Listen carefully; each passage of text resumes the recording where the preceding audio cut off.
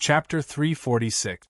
In the upper levels of the Blackstone Tower, Zhang Qingjing, dressed in a dark blue robe, was carefully injecting the colorful, jelly-like liquid into the unhatched dragon eggs with the help of 2 dragonborn. He then carefully observed the changes in each of the eggs. Ever since he had reached an agreement with Nefarian, the son of the Black Dragon King, he had been temporarily sent here to conduct live experiments to ensure the correct ratio and increase the strength of the colorful dragon army. As the manager of the incubation, the dragonborn Soraka Flaming Crown was in charge of coordinating the relevant matters and fulfilling his various requests. As for the crystals in the crater, they were naturally handled by the goblins. It was important to note that these green-skinned dwarves, who valued wealth as much as their lives, had long since formed an alliance with the Black Dragon Army. Just look at the goblin technicians in Blackwing's nest. As long as they were paid enough, they could even get Tyron's bananas and Jaina's undergarments, not to mention a bunch of useless crystals that only looked a little better. With the help of long-distance magical teleportation, boxes of crystals from Ungoro Crater were continuously sent into the Blackstone Tower in less than 3 days. Out of curiosity about these crystals that emitted abnormal radiation, Nefarian had even personally obtained some and hid on the platform on the top floor to study them. He had not shown himself for an entire month. He seemed to have forgotten about the deadline he had set, as well as the fact that he had forgotten to check if these things were effective on dragon-type creatures. However, even if the Black Dragon Prince had forgotten, it did not mean that Zhang Qing would slack off.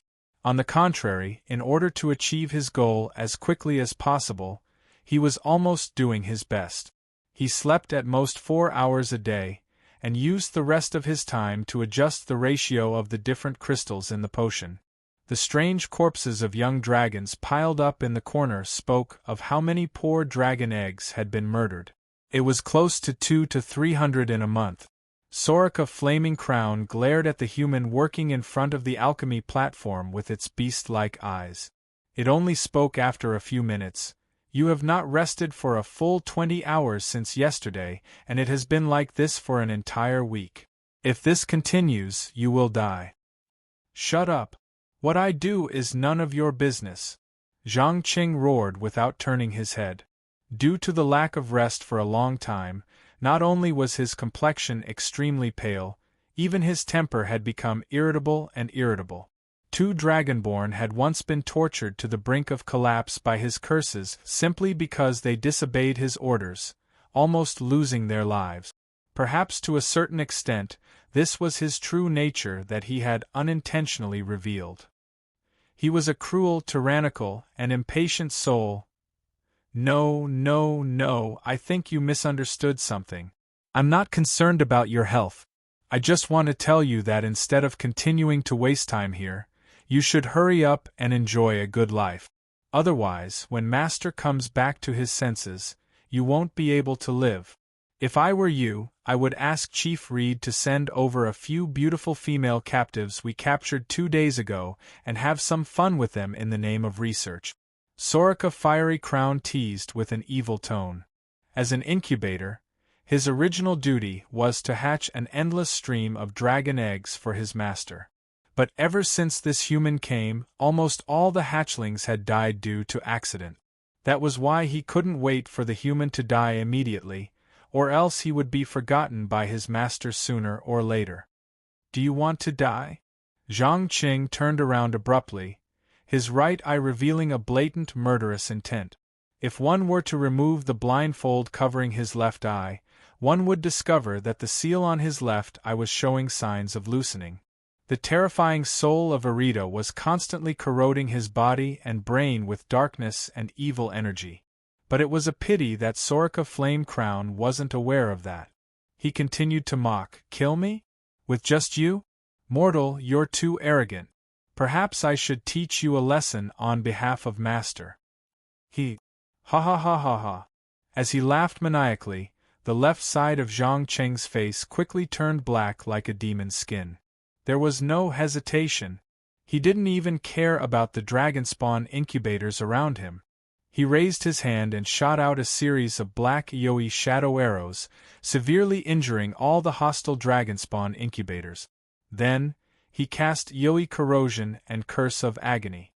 In the blink of an eye, more than 20 unlucky ones in the hall fell to the ground, groaning in pain. After all, although the dragonspawn had high HP and magic resistance, they were still made of flesh and blood. They couldn't resist the terrifying power of space-time distortion. In less than a minute, the black scales all fell off, revealing a large area of festering inner skin. If they hadn't lost their ability to move, they would have committed suicide without hesitation to end this painful torture. It could be said that there was no torture in Azeroth that could compare to a warlock's curse. Bastard! What are you trying to do? Do you want to become enemies with the Black Dragon army? Soraka Fiery Crown roared angrily when he saw the miserable state his subordinates were in. No, idiot. I just feel that the reason why the experiment hasn't made any breakthroughs is because we lack a living body with a stronger HP. Now, I hope that you can make a sacrifice for His Highness Nefarian and try the evolution liquid that I've concocted according to the latest ratio. Zhang Qing laughed coldly as he took the bottle of unknown liquid that was so black that it didn't reflect any light at all from the alchemy table. Based on the experience he had accumulated through repeated failures, the liquid in the bottle wasn't just limited to the energy radiation extracted from the crystals. It also contained the blood of red dragons, green dragons, bronze dragons, and blue dragons. There was even a piece of Nefarian's scale powder. Soraka Fiery Crown finally realized that the human standing in front of him had gone mad. To be more precise, he had fallen into a state of extreme insanity. Without another word, he waved his sharp claws and charged forward.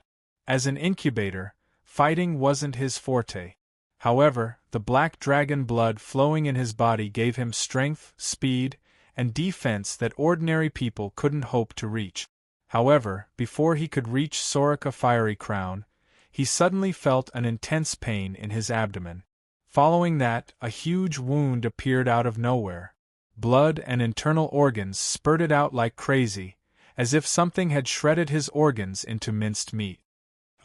You didn't die after being hit by my doomsday curse? You're really tough.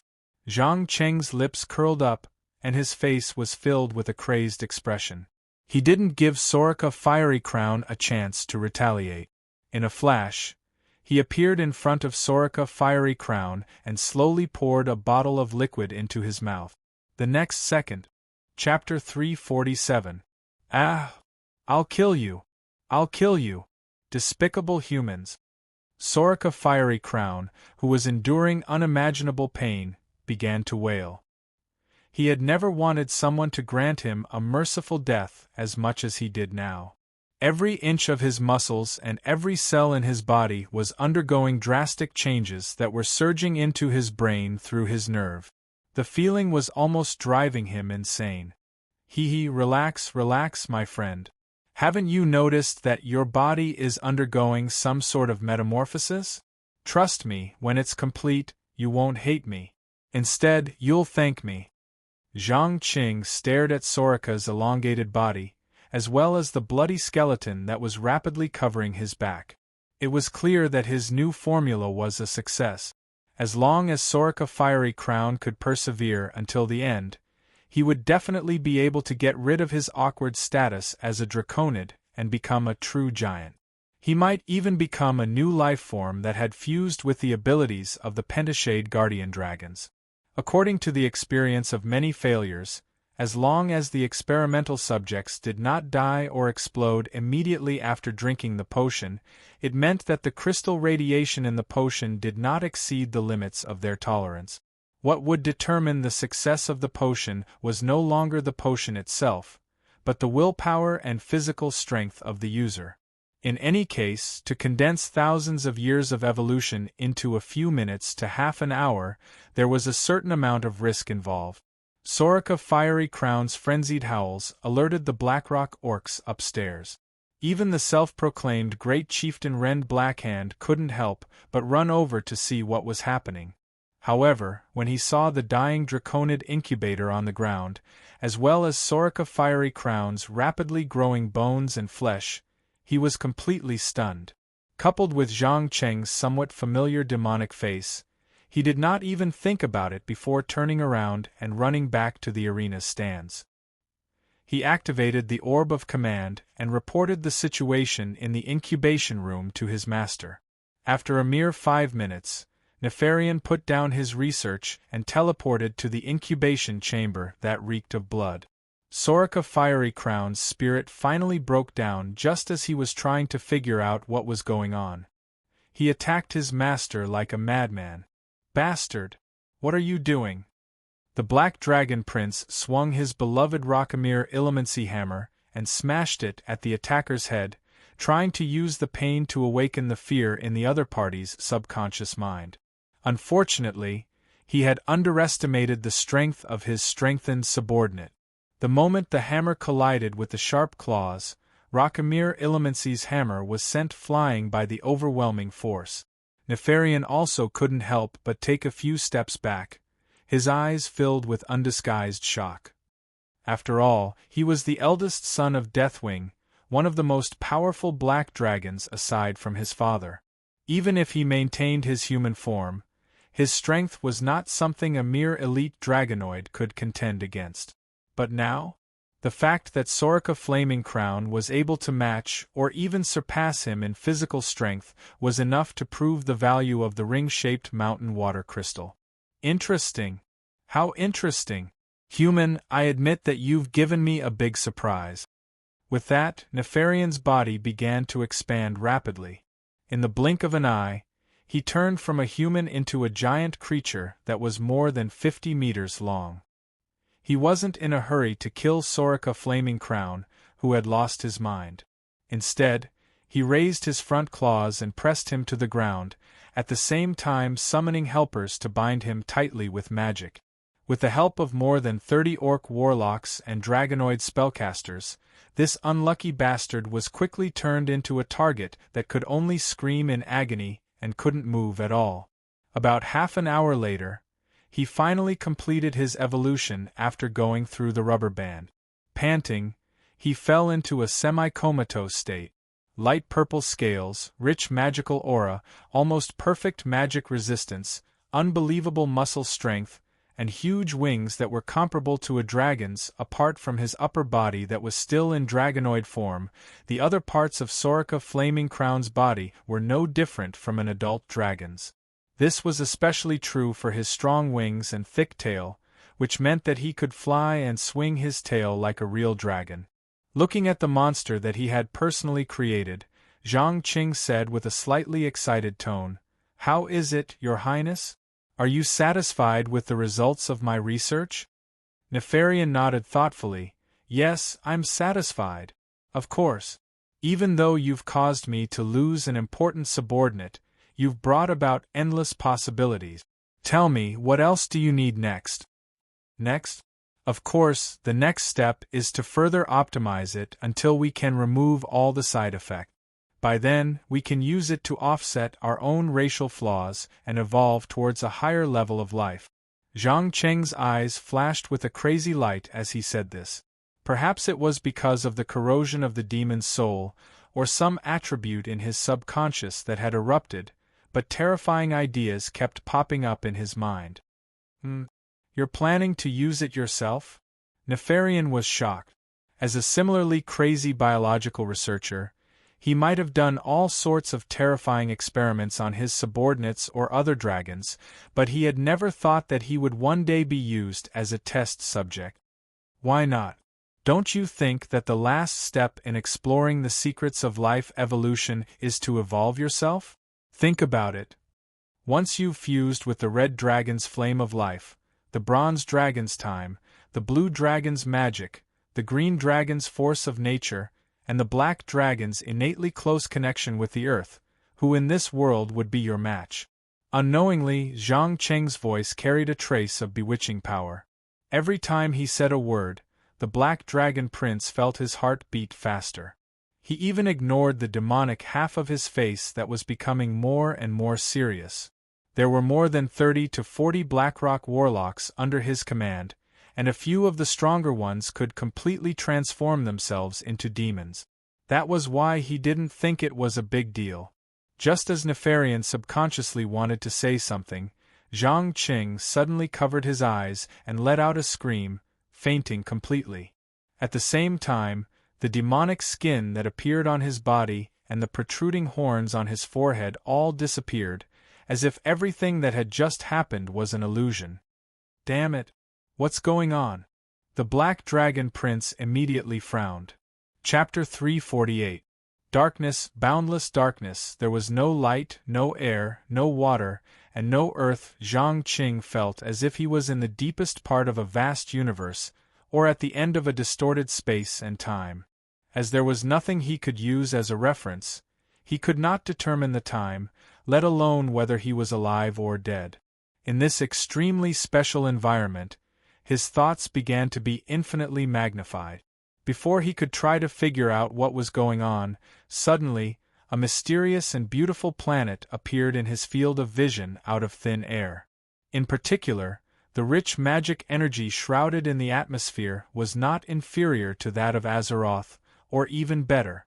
Just as Zhang Cheng's mind was filled with doubts, he was pushed down from the sky by a powerful force without warning. Following an indescribable high-speed fall, his vision turned black, as if he had crashed into a place covered in an unknown liquid. For a moment, a series of feelings of warmth, comfort, and safety welled up in his heart. However, this feeling did not last for more than a few minutes, as another powerful force pushed him out. The next second, the bright light in front of him and the strangely shaped buildings immediately attracted all his attention, especially a few humanoid creatures with strange green skin and goat-like lower bodies. They even laughed happily. Among them, the tallest man held him up and shouted loudly, "Marasa!" Instantly, Zhang Qing understood where he was looking at everything. Argus, a mysterious planet where the Titan Star Soul was sleeping. And these strange-looking humanoid creatures were the people of Erida who had not been seduced by the dark Titan Sargeras. Obviously, for some unknown reason, he had entered the sealed demon soul in his body, Marasa's memory, and experienced everything that Marasa had experienced from a first-person perspective. Although Zhang Qing did not know why such an incredible thing had happened, it did not stop him from concentrating and remembering everything that was about to happen. In particular, the magic system of Erida was far more developed than that of the Magic Kingdom, Dalaran, and the forbidden dark knowledge that the Dark Titan had transmitted to them. It had to be said that as a mortal who had yet to figure out his current situation, his thirst for power and knowledge had already surpassed life and death. Soon, Erida's baby, Malasa, grew up rapidly in an extremely surreal fast-forward. He began to learn complex and profound magical knowledge from easy to difficult. In less than 60 years, he had become one of the most famous spellcasters in Argus, even receiving praise from the Archerons, Kill, Jaden, and Velen. His parents and family were proud of him, and his friends saw him as an example of hard work. Everything looked so beautiful. Unfortunately, the wonderful life lasted for about 10 years before an unexpected accident disrupted all his plans and expectations for the future. The Dark Titan Sargeras, who was once the most powerful warrior of the Pantheon and had just formed the Burning Legion, discovered this planet and the intelligent people of Erida who lived on this planet. After a period of observation, Sargeras found that the people of Erida were the most intelligent and magically malleable people he had ever seen in the vast universe. At the same time, they were the perfect choice to assist him in managing and commanding the chaotic Burning Legion. As a powerful warrior who had participated in countless battles that could be called apocalyptic, he did not like to beat around the bush. He directly conveyed his wishes to the Archerons of Erida through an illusion, and at the same time, promised endless knowledge and even more powerful magic energy, dark energy. After witnessing the almost invincible power of the Dark Titan, Archerons and Kill, Jaden quickly made the decision to lead all the people of Erida to submit to the Dark Titan. Perhaps in their eyes, such a choice that could give them knowledge and power while avoiding the destruction of their race did not need to be considered too much. However, Velen, who had the title of prophet, took advantage of the time when the other two Archerons were discussing the specific details of the surrender. With the help of a holy life called Naru, he brought some of his people and fled Argus, including Marasa's beloved wife. Filled with the pain of being betrayed by his lover and his hatred for Velen and Naru, Marasa quickly embraced the powerful dark energy under the leadership of Kil, Jaden, and Archerons, as well as the shadow energy from the distortion of time and space. With the knowledge imparted to him by the Dark Titan, he quickly grew into a powerful spellcaster and senior commander of the Burning Legion. Under his leadership, the Legion conquered and destroyed world after world. After thousands of years of pursuit, they finally found the hiding place of the traitors, the home of the orcs, Draenor. In the end, Kil, Jaden easily made use of the orcs' natural worship of power and established the famous Shadow Council. They began to unite and attack the outsiders who called themselves Draenei. In that battle, thousands of Draenei fugitives died, and many more were captured by the orc warlocks and became raw materials for the construction of the Dark Portal. Melasa's former wife and love had died at the hands of Okari. However, the cruel and cunning orc warlock did not kill her directly. Instead, he used an evil dark spell to extract her soul and imprisoned it in his own skull to create a powerful magic item. It was also because of this that when he was forced to summon the demon Erida responded without hesitation. Its purpose was to retrieve the skull that imprisoned his wife's soul. But what Marasa did not expect was that he was defeated on the battlefield, and the despicable Okari even attacked him when he was seriously injured, directly injuring and imprisoning the demon's powerful soul. With a strong sense of unwillingness and anger, all the illusions in front of him quickly turned into nothingness, leaving only the remaining emotions in his mind. Unbelievable! Arcane spells can be used like this? So the essence of shadow and dark energy is actually... With a suppressed low voice, Zhang Qing suddenly opened his eyes. His demonic body quickly returned to normal, and in its place were runes that flashed with mysterious violet light. Unlike the arcane runes that the Dalaran mages kept on their bodies, these runes were more complex and more precise. In the blink of an eye, thousands of runes seemed to come alive, resonating with the magical energy in the air. Boom. Star. Chapter 349. Damn it! What's going on? Nefarian, the owner of the Blackstone Pagoda, was naturally aware of the loud noise and energy resonance. In less than 3 to 5 seconds, he appeared in the messy room, his eyes flashing with anger as he looked around. Soon, he saw Zhang Qing floating in the air outside the broken wall.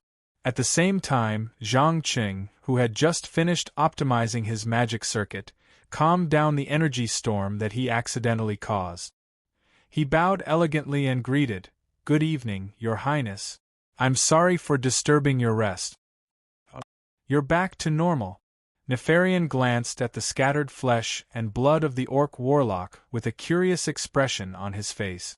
He couldn't help but be curious. 40 hours ago, a warlock leader named Jed had told him that this human soul had been corroded by a demon, and it wouldn't be long before he turned into a living demon. No one could stop the fire from reversing the process. He was a little sad because he didn't find the most important part of the experiment notes, the ratio between the crystal's energy and the dragon's blood. But in the blink of an eye, this young human who was sentenced to death had miraculously survived. Judging from the arcane runes that appeared on his skin, his strength had increased tremendously.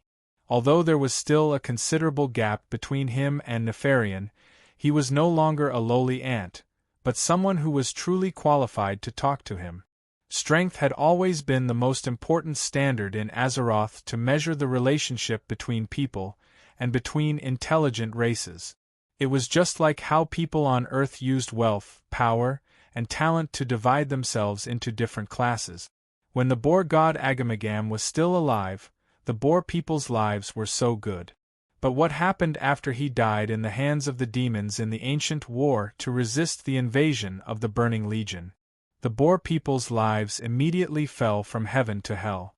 Not only was their living space constantly reduced, but recently, after the establishment of their tribe, all kinds of bounties were placed on them. It was just like how America used bounties on the scalps of Native Americans to reduce the number of natives in North America. No one would be merciful to the Boar people just because of the sacrifice of the Boar god Agamagam. This was the price to pay for losing a powerful shelter. He wondered if Agamaggan would regret his sacrifice if he knew that his people were being treated like this. As for the idea that everyone was born equal, it could only be used as a slogan at most. Anyone with a brain would not take it seriously. Feeling the abundant arcane energy in his body, as well as the explosive growth of dark energy and shadow energy, Zhang Qing quickly realized that he was no longer a nobody who needed to hide. Even a powerful spellcaster like Master Anselm Ruinvawal was not necessarily his opponent now. The reason was very simple.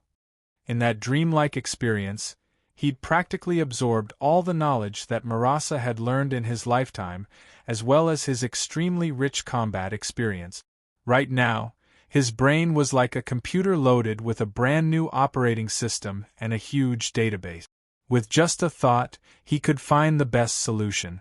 Although he did not understand what kind of power allowed him to delightfully pry into the deepest memories of the demon's soul, this did not stop him from using what he obtained to become even more powerful. He believed that sooner or later, the owner of the parchment would be able to unravel all the mysteries behind it. Understanding this, Zhang Qing took a deep breath and replied with a smile, "Yes, I'm back to normal. If you don't mind, can I borrow the empty space in the lower level of the Blackrock Tower to do a few small magic experiments?" "Of course. No problem. My dear chief technician and ally, from now on, you are the second owner of the Blackrock Tower other than me. As long as you are willing, you can go wherever you want and do whatever you want. But in return, I need your research results to strengthen the colorful Dragonborn army." Nefarian could not wait to make his request.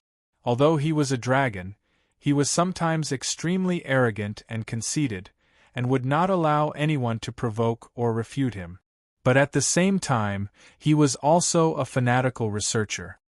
He did not mind giving due respect to mortals who were more professional than him. And the young human floating in the air was no doubt such an existence. A human who was crazier, more persistent, and more daring than him. Every time he recalled the maniac's smile before he fainted, and how he threatened to modify himself and evolve into a higher life form, the Black Dragon Prince could not help but think of his father and mother. "Thank you for your generosity. 3 weeks, please give me 3 more weeks. I will create a truly perfect colorful Dragonborn that retains its rationality. Please believe me when I say that both the dark iron dwarves and the flame demon King Ragnaros hiding in the molten core will tremble in front of it." With that, Zhang Qing pursed his lips, revealing an expression that was unclear whether it was excitement or fanaticism. He could not wait to combine his newly acquired knowledge with the evolving potion and try to create a new life form. "Ha ha ha ha. Then what are you waiting for? Hurry up and start. I can't wait to see the results of your research. If it's really as powerful as you say, then I'll give you a gift in return. A gift that will definitely satisfy you." Nefarian burst into laughter. Just a few days ago, he had used countless dragon corpses to create a gigantic dragonborn, Chromagus. However, due to the maximal enhancement of their abilities, the 2 giant beasts that looked like dogs didn't have enough intelligence. Although they had obtained a portion of the 5 attributes of the giant dragons, they could only rely on their innate instincts to fight. If it was in the past, perhaps he would have thought that Chromagus was a great work of art. If there were enough materials, he would have created a few more to form an army. But now, after seeing the miraculous power of the ring-shaped mountain water crystal, the Black Dragon Prince was no longer satisfied with creating a beast without intelligence. He wanted an intelligent life form, a general that could understand and carry out complex orders. Just like the word that had been repeatedly mentioned before, evolution. Then I'll look forward to it. Zhang Qing undoubtedly saw the wild ambition in Nefarian's eyes, and the corners of his mouth curled up into a playful smile. At the same time, he constructed a sinister plan in his mind. After all, he was here to obtain knowledge and power, not to strengthen the Black Dragon Prince. Chapter 350. In the lower level of the Black Rock Tower, there were a large number of evil creatures that submitted to the Black Dragon Prince's power. There were trolls from the Burnthorn tribe, ogres from the Spike tribe, and orcs from the Blood Axe and Fire Seal tribes. The orcs from the Blood Axe tribe even made use of the two huge Mount Wolves, Gizral and Hallykan, to produce a continuous stream of Mount Wolf pup. Then, they used the dark magic of the warlocks to speed up their maturation in an attempt to create an army of Mount Wolves. As Nefarian's trusted aide, the elite dragonborn General Dracasath was the commander of this mixed army. At the same time, he also had the mission of testing the strength of the colorful dragonborn and the colorful hatchlings. However, today, he did not inspect his subordinates who were always in conflict with each other, nor did he observe the colorful hatchlings with light purple scales. Instead, he stared at the huge egg not far away. To be exact, that thing could no longer be called an egg. It should be more appropriate to call it a sarcoma. Not only did it not have any scales, but it was also constantly squirming, as if something was about to break out of the shell. Although he had seen many terrifying experiments done by his master, none of them gave him such a strong sense of suffocation. It was as if the monster inside would immediately kill him once it hatched. Dracasath did not understand why the Black Dragon Prince would allow a human to carry out such a dangerous experiment in his own territory. Just last week, due to the aftermath of a demon summoning ritual, 6 of the Fire Seal clan's precious spellcasters had died, and at least 4 spike ogres had almost been burned alive by the evil energy flames that spewed out. And the culprit behind all of this was the young human standing in front of the sarcoma, his eyes flashing with madness. If not for Nefarian's order that no one was allowed to interfere with what he was doing, Dracasath would have torn his throat apart and fed his corpse to the Mount Wolves. But unfortunately, in the Black Rock Tower, no one could go against the Black Dragon Prince's orders. Even if they did, they could suffer a punishment worse than death. Therefore, although his heart was filled with all kinds of dissatisfaction, there was nothing he could do. He could only watch helplessly. At the same time, Zhang Qing, who was standing in front of the huge flesh egg, muttered to himself in a voice that only he could hear, "The body of the guardian dragon, the blood of the demon, and the energy from the ring-shaped mountain water crystal. Now, even I am curious about what it will look like when it hatches." As soon as his voice fell, the doomed sentinel beside him, who was wearing magic armor and holding a double-edged greatsword, suddenly reminded him, "Master, I suggest that you retreat a little. At the current speed, it won't be long before there's an eruption of energy inside." "Oh? Tell me, what do you feel, Polak?" Zhang Qing asked without turning his head. This powerful demon was more than 5 meters tall and had been summoned through a ritual last week. Unlike the cannon fodders of the Burning Legion, it was a mid-level commander. Not only did it possess excellent melee combat skills, but it was also proficient in strategy and tactic. At the same time, it also possessed several spell-like abilities such as Shadow Arrow, Demonic Fire Rain, and Soul Devouring. It could be said that no one in the entire lower level of the Blackrock Spire was a match for it. Sentinel, sentinel, sentinel, sentinel, sentinel, sentinel, sentinel, sentinel, sentinel of sentinel. I see a soul full of anger and brutality. I suggest that we leave quickly. Otherwise, when it... Before Sentinel could finish speaking, Zhang Qing suddenly put his index finger on his lips and made a silent gesture. When the former saw this, he immediately shut his mouth and put on a taciturn appearance. The next second, there was a violent energy vibration in the air.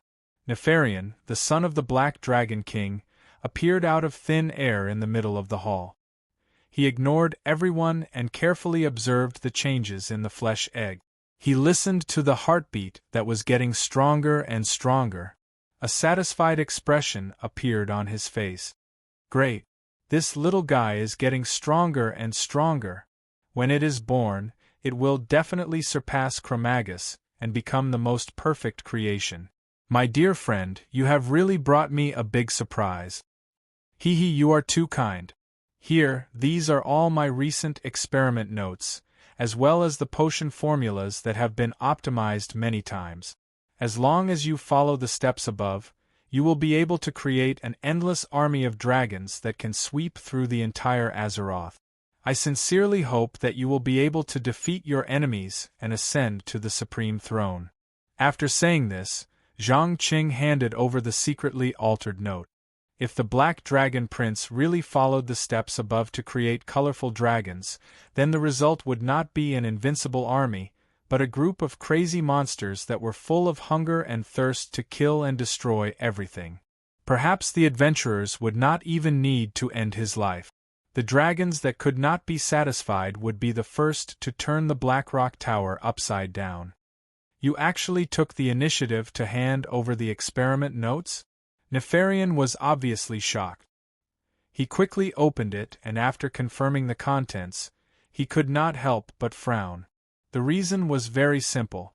As an expert who liked to do biological research, he could clearly see that the notes were real, but he did not understand why the other party would do this. According to his thinking, this somewhat crazy young man in front of him should have kept the notes to whet his appetite, and then found a suitable time to exchange them for benefits. Zhang Qing undoubtedly sensed the Black Dragon Prince's doubts, and expressionlessly explained, "Your Highness, I have already completed the experiment and obtained the knowledge I wanted, so there is no reason for me to stay any longer." "I see you want to leave." Nefarian had a look of realization. "That's right. Next, I will be going to the Mallet of Misfortune in Feralas to visit the High Elf mages who lived in seclusion in the ancient city of Erethras 12,000 years ago, and discuss the mysteries of magic with them." Zhang Qing revealed his next destination half-truthfully. After hearing this, Nefarian's eyes flashed with a strange light, as if he was thinking about something. After about a minute or two, he smiled and nodded. "All right, I accept your farewell, and at the same time, I look forward to your next visit. Here, this is the reward I promised you. Also, if you return to Stormwind City, you might as well visit my sister. Her human name is Katrana Priest. Thank you for your generosity and kindness. If you don't mind, I will be leaving now.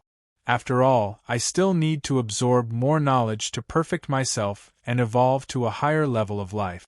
Zhang Qing deliberately pretended to be crazy as he bowed, turned around, and disappeared into the complicated passageways of the lower level of the Blackrock Tower with the Doom Sentinel. As soon as he left, Drakisath came up to him and asked in a low voice, "Master, why did you let him go?" Chapter 351. Walking out of the Blackrock Tower filled with boiling lava and suffocating heat waves, Zhang Qing once again saw the sky that he had not seen for a long time. The color of the sky was slightly abnormal, as if it had been dyed with blood. It was an eerie red, and ominous black smoke drifted past from time to time. But all this was nothing to him, who had traversed the burning steppes. Along with a few strange incantations, 6 runes made of pure arcane energy quickly formed an invisible barrier around his body, forcibly isolating him from the high temperature and dirty air. Obviously, this was one of the knowledge he had learned in the dream, and at the same time, it was also evidence of the glorious magical civilization that the people of Erida had created before they fell. But regrettably, after these people embraced shadow and dark energy, they abandoned the seemingly weak arcane power. But Zhang Qing was different. Unlike many of his predecessors, he did not abandon his profession as a sorcerer just because he had obtained more powerful sorcerer powers. Instead, he felt that arcane power was not as weak as it seemed. On the contrary, arcane magic, which was extremely malleable, should have an upper limit far beyond dark energy and shadow. It was just that no one had been able to fully tap into its potential yet. Full of anticipation for the next new world, he casually opened the wooden box that Nefarian had given him before he left. Instantly, a piece of silver liquid wrapped in a black translucent crystal appeared on a velvet cushion in the middle of the box. Driven by strong curiosity, Zhang Qing subconsciously touched the surface of the crystal, and an indescribable surge of energy quickly rushed into his body. Sorrow, pain, regret, madness. For a moment, all kinds of strong emotions began to appear in his mind. His connection with arcane, dark energy, shadow, elemental, and many other energies suddenly became closer, and even his thoughts became more focused. It was as if the powerful spells that required a long time of chanting now only required a thought to cast. Without a doubt, the silver liquid inside the crystal was no ordinary thing, but a special substance that was very close to the origin of magic. But he did not understand why a mysterious liquid would carry the emotions of an intelligent being. This feeling was so strong that it almost made him, who was incomparably cold, shed tears. Just as he was racking his brains to figure out what the Black Dragon Prince had given him, an idea suddenly flashed through his mind. He subconsciously blurted out a few words, "Tears of Nesario." That's right. It was the tear of Nesario. It was rumored that the Black Dragon King, Nesario, shed tears of pain and remorse at the last moment before he was lured into depravity by the ancient gods. It was not surprising that it contained such great power. Even if an ordinary person who knew nothing drank it, he or she would immediately gain incredible energy and even become a powerful spellcaster. Of course, the premise is that he hasn't been driven crazy by all kinds of negative emotions. Zhang Qing narrowed his eyes and muttered to himself. In the 60s of the game, the tear of Nesario was an accessory dropped by the final boss of the Blackwing's Nest dungeon, Nefarian. Its powerful attributes had always been coveted by many magic job classes. However, unlike the series of data in the game, the real Tears of Nesario was far more than just adding 1 point to spell damage and hit rate. To be more precise, the energy contained in the tears that flowed within the black crystal even contained a portion of the power of the earth that the Titans had bestowed upon the Black Dragon King. Everyone knew that the earth was the mother of all things, the foundation that gave birth to all life. That was why the true value of the Tear of Nesario was not as an accessory that increased spell casting, but as a tear that contained the power of the earth. Of course, it was not easy to obtain this power. Apart from the powerful energy within the tear, there was also the whispers of the ancient gods that could cause the Black Dragon King to fall. In addition to the negative emotions that were enough to drive an ordinary person crazy, if Zhang Qing dared to extract the energy within, he would probably end up as a puppet of the ancient gods or a lunatic without self-awareness. It was obvious that Nefarian did not have good intentions in giving this to him. Perhaps he wanted to cause him to fall completely into the darkness, or perhaps he wanted to use this little toy to affect his mind. In short, the Tear of Nesario would definitely cause irreparable damage to a person's mind if they carried it around for too long. Zhang Qing did not intend to become a lackey of the ancient gods, nor did he intend to become a lunatic who only thought about destroying the world. Thus, he decisively put this dangerous treasure back into the sealed wooden box for the time being. Unless he found a way to break the seal, he would definitely not attempt to obtain the massive energy within. Polak seemed to have sensed something. He bent down and asked in a low voice, "Master, why don't you absorb the energy it contains? I believe that with the massive amount of evil energy in your body, digesting it should not be a difficult task." "No, you don't understand." Zhang Qing shook his head lightly and did not explain further. No matter what, the Doomed Sentinel was a member of the Burning Legion. Even if it had submitted to him now, it was only because of the sealed demon soul of Erida and the Book of Dominion. Even though he didn't forcefully pull the devil out of the distorted space and time like an ordinary warlock, and then ruthlessly beat the devil up until he forced the devil to sign a series of unequal treaties, he didn't make the devil hate him to the core, and even tried every possible way to find an opportunity to launch a counterattack when he was weak. The relationship between Zhang Qing and his subordinates was closer to a pure superior-subordinate relationship. Every demon treated him as Melassa, so they did not show any signs of resistance. Instead, they thought that this was another important invasion plan of the Burning Legion. If one day they found out that their master was not the demon lord of Arita, then it was very likely that they would secretly unite and rebel against the restrictions of the Book of Dominion. Thus, Zhang Qing did not intend to give the demons even the slightest bit of trust from the start, and would not let them know his true thoughts and plans. In addition, he was also prepared to kill all the demons when he left the world of Azeroth, and only bring their souls back to Earth. This way, he would be able to use the Soul Stone to resurrect specific demons according to different need. At the same time, he would completely cut off the connection between these dangerous demons and the Burning Legion, and then slowly train them one by one. After all, demons were a group of insidious and cunning people. Words like loyalty and devotion were never associated with them. Chapter 352. Not long after Zhang Qing left Blackrock Spire, two men in black cloaks were hiding under a large tree beside the bridge at the border of Twilight Forest and Westfall. They stared at each other, neither of them wanting to speak first. However, this awkward situation didn't last long. Soon, one of them took off his hood and asked in a rather low voice, "Carton, have you really thought it through?" "Yes, Edwin. I've had enough of the arrogant idiots in the Noble Council. I've had enough of my brother's loyalty hanging on the edge all day long. It's time to teach those bastards in Stormwind a lesson. Let them know what a grave mistake they've made." The other man also took off his hood and replied resolutely. Obviously, there were two suspicious people here. One was the leader of the Defias Brotherhood, Edwin Van Cleef, who was full of hatred, and the other was the younger brother of the ruler of Nighttown, Duke Elroy Eberlock, Baron Carton, who had accumulated a bellyful of resentment.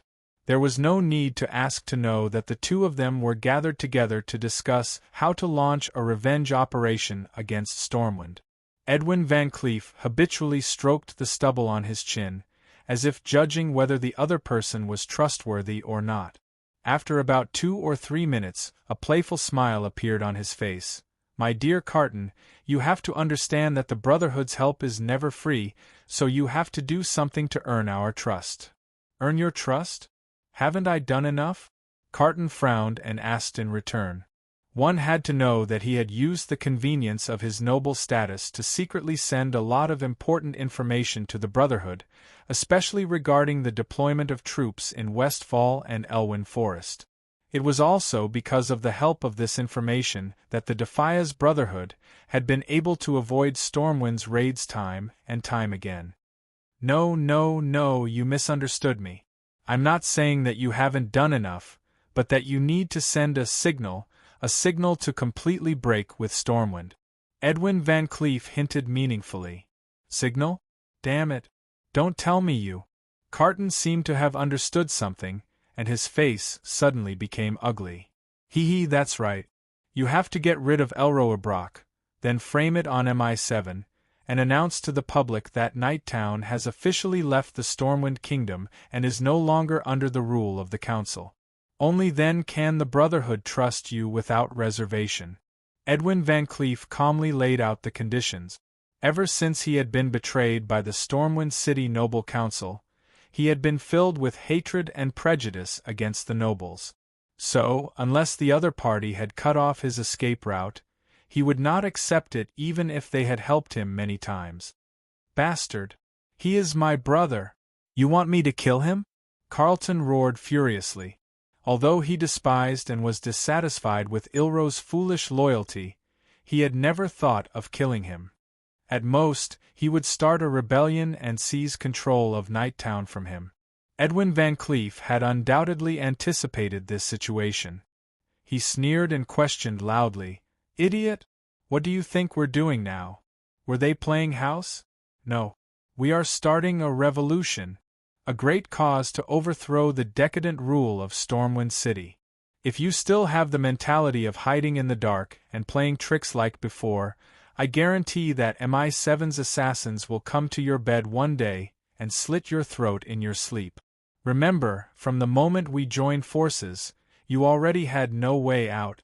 Before he finished speaking, he suddenly shut his mouth and vigilantly held the curved sword and dagger hanging from his waist. The next second, two black figures suddenly sprang out from the shadows and rushed toward the two people who were in the middle of the negotiation at lightning speed. As a warrior, Carlton could not react in time. He could only watch as the poisoned dagger got closer and closer to his eye. Just as the sharp blade was about to pierce through his eye socket, Edwin Van Cleef moved. He raised his right hand that was holding the dagger and quickly deflected the dagger that was coming toward him. His other hand swung the curved sword and fiercely slashed at the assassin who was passing by. The latter realized that if he continued to attack, he could kill the mission target, but he would lose his life at the cost. So, he decisively rolled on the ground and decisively avoided the cold blade. Despicable, dirty rat. Go to hell. Using the few seconds that his ally had bought, Carlton finally came back to his senses. He pulled out the sword that he carried with him and charged at the black figure that wanted to kill him. With the support of the warrior's unique rage, his muscles quickly bulged and he directly knocked one of the unlucky bastards away. Edwin Van Cleef, on the other hand, spat out a cloud of gray dust from his sleeve, blinding his opponent's eyes on the spot. Then, he threw his dagger with all his might, piercing through the chest of the unlucky guy who was sent flying. After doing all this, he quietly went behind the second assassin and chopped off his head with his scimitar. With the scarlet blood spurting out, the battle that started and ended suddenly came to an end. Do you see that? These guys are the assassins sent by MI7. If you don't want to die, you have to abandon all unrealistic fantasies and cooperate with us. As long as the corrupt noble's rule is not overthrown, assassinations like this will never stop. Edwin Van Cleef explained without looking up as he wiped the blood off his weapon. Damn it. All right. I promise you. But you have to help me. After all, the commander of the Night Watch is Althea. She won't let anyone kill her father. Carlton closed his eyes and struggled for a moment before he finally made up his mind. The reason was simple. He didn't want to die in his sleep for no reason, and he didn't want to be sent to the gallows in Stormwind City. Don't worry, my friend. The assassins of the Brotherhood will be able to infiltrate Night Town in 4 days at the latest. At that time, you won't have to do it yourself. Just do as I say. All right, that's all for today. I still have a lot of things to take care of. After saying this, Edwin Van Cleef quickly slipped into the shadows and disappeared without a trace. Carlton didn't waste any time. He rode his warhorse and ran along the main road in the direction of Night Town. Before the assassins of the Brotherhood arrived, he had to talk to his daughter Zenobia and make sure that the high elf mage from Dalaran wouldn't interfere. When the two left the bridge that connected the Twilight Forest and the Western Wastelands, a white-haired dwarf wearing a black and white robe and holding a staff twice as tall as himself appeared out of thin air at the spot where they had been talking. Chapter 353. A few days later, in a shabby tavern in the old district of Stormwind City, Matthias Shore was sitting in a corner, drinking cheap, strong rum while flipping through the latest intelligence collected by his men. Perhaps no one would have thought that the fearsome leader of MI7 would actually be dealing with the secrets hidden in the dark in such a place. However, most people did not know that this tavern was actually a backup base set up by MI7 a long time ago. It was planned to be used for some intelligence gathering, assassination, and other sabotage activities when Stormwind City fell. However, ever since the Parliament decided to start monitoring the operations of MI7, he activated this place and dealt with the parts that really needed to be kept secret. As for the less important parts, he put on a show in front of the special envoy of the Parliament. It had to be said that in front of the cunning and experienced leader of MI7, the little tricks of Onyxia, the princess of the Black Dragon, did not work at all. On the contrary, it aroused unnecessary vigilance. At least for now, Matthias Shore strengthened the investigation of the identity of Katrana Prester. In just half a month's time, a large amount of information about the Pristos family had been sent over, especially the human identity that Deathwing had once used, the Lord of Pristos. It was completely dug up. Fortunately, there were not many people who knew the true identity of Nesario, at least not many people in the Alliance at present. Hence, MI7 only knew that he was once a popular man in the palace of the Kingdom of Lordaeron and was deeply trusted by King Tyrrhena's Menethil. He even almost married Princess Gallia Menethil and became the brother-in-law of Lich King Arthas. There was no doubt that this almost legendary life experience almost made Matthias Shore feel extremely unreal. However, this did not prevent him from doubting the authenticity of the Countess' identity. After all, for nobles, it was a very proud and glorious thing to be able to clearly state their father, grandfather, great-grandfather, great-grandfather, and even the founder of the family. However, Countess Katrana Prester had never flaunted her family's glorious history in public from the beginning to the end. Based on this point alone, he dared to conclude that this woman was either an impostor or hiding some unspeakable secret. Unfortunately, MI7 hadn't found any valuable information yet. Plus, the other party had taken control of the Parliament and could influence the decision of Bolvar for Dragon, so they couldn't act rashly for the time being. Otherwise, it would worsen the turbulent situation caused by the disappearance of the king. Just when Matthias Shaw was frowning and trying to find a clue from the messy information, the air in the tavern suddenly became blurry. In just 3 to 5 seconds, a mysterious person wearing a dark blue robe appeared out of thin air in the dimly lit tavern. Out of his first reaction, he quickly pulled out his weapon and entered stealth mode. At the same time, he made tactical gestures to several other MI7 members. In an instant, 6 top-notch assassins silently sealed off all the exits, intending to take down the intruder first. However, before they could make a move, the mysterious hooded man raised his hand and snapped his fingers. Puff! In an instant, light purple arcane energy spread out with him as the center. 3 assassins who couldn't dodge in time were forcefully pulled off the ground by an unknown force. They floated in the air with a confused look on their faces. They couldn't even understand what kind of magic this was. "Who are you?" One of the MI7 members who was floating in the air squinted his eyes and whispered. "Sorry, you don't have the right to know who I am. My dear friend, I think you should let them out. Otherwise, I won't dare to tell you the truth of my investigation." As he spoke, the mysterious man casually threw a pink fluorite to the position where Matthias Shaw was in stealth mode. Knowing that he had been exposed, the latter caught the gemstone without hesitation and left the cover of the shadows at the same time.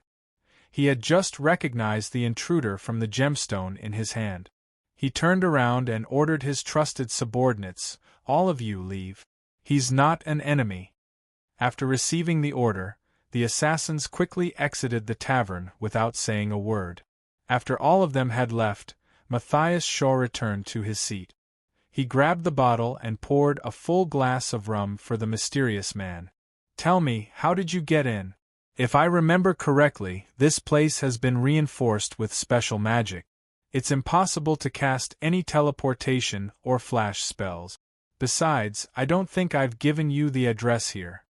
You have to understand that magic itself is a very complicated thing. Even the most powerful spell must have its weak side, or rather, a loophole. I just happened to find the loophole, so naturally I was able to bypass the magic protection. As for the address, I used a small positioning spell, the mysterious man explained as he took off his hood, revealing a head of short black hair. Obviously, He was Zhang Qing, who had just returned to Stormwind City after crossing the Burning Plains and the Redridge Mountains. As for the Doomsday Guardian Polak, he was directly banished back to the distorted space and time. In any case, bringing a huge demon into the human world was too eye-catching. Anyway, as long as he didn't leave Azeroth for the time being, he could summon him through the ritual at any time. Incredible! You're stronger than the last time we met. Even I, who don't know magic, can clearly feel it. Matthias Shaw carefully sized up the young man standing in front of him, his face showing undisguised surprise. As a thief, he was far more sensitive to auras than ordinary people. He could often identify the difference in strength between himself and his target at a glance, and then use this as a reference to decide who could be assassinated and who couldn't. Zhang Qing smiled and replied, "Thanks to you, this dangerous journey has allowed me to gain a lot of useful magic knowledge, so my spellcasting ability has naturally been strengthened." "Oh yes, this is the information you wanted."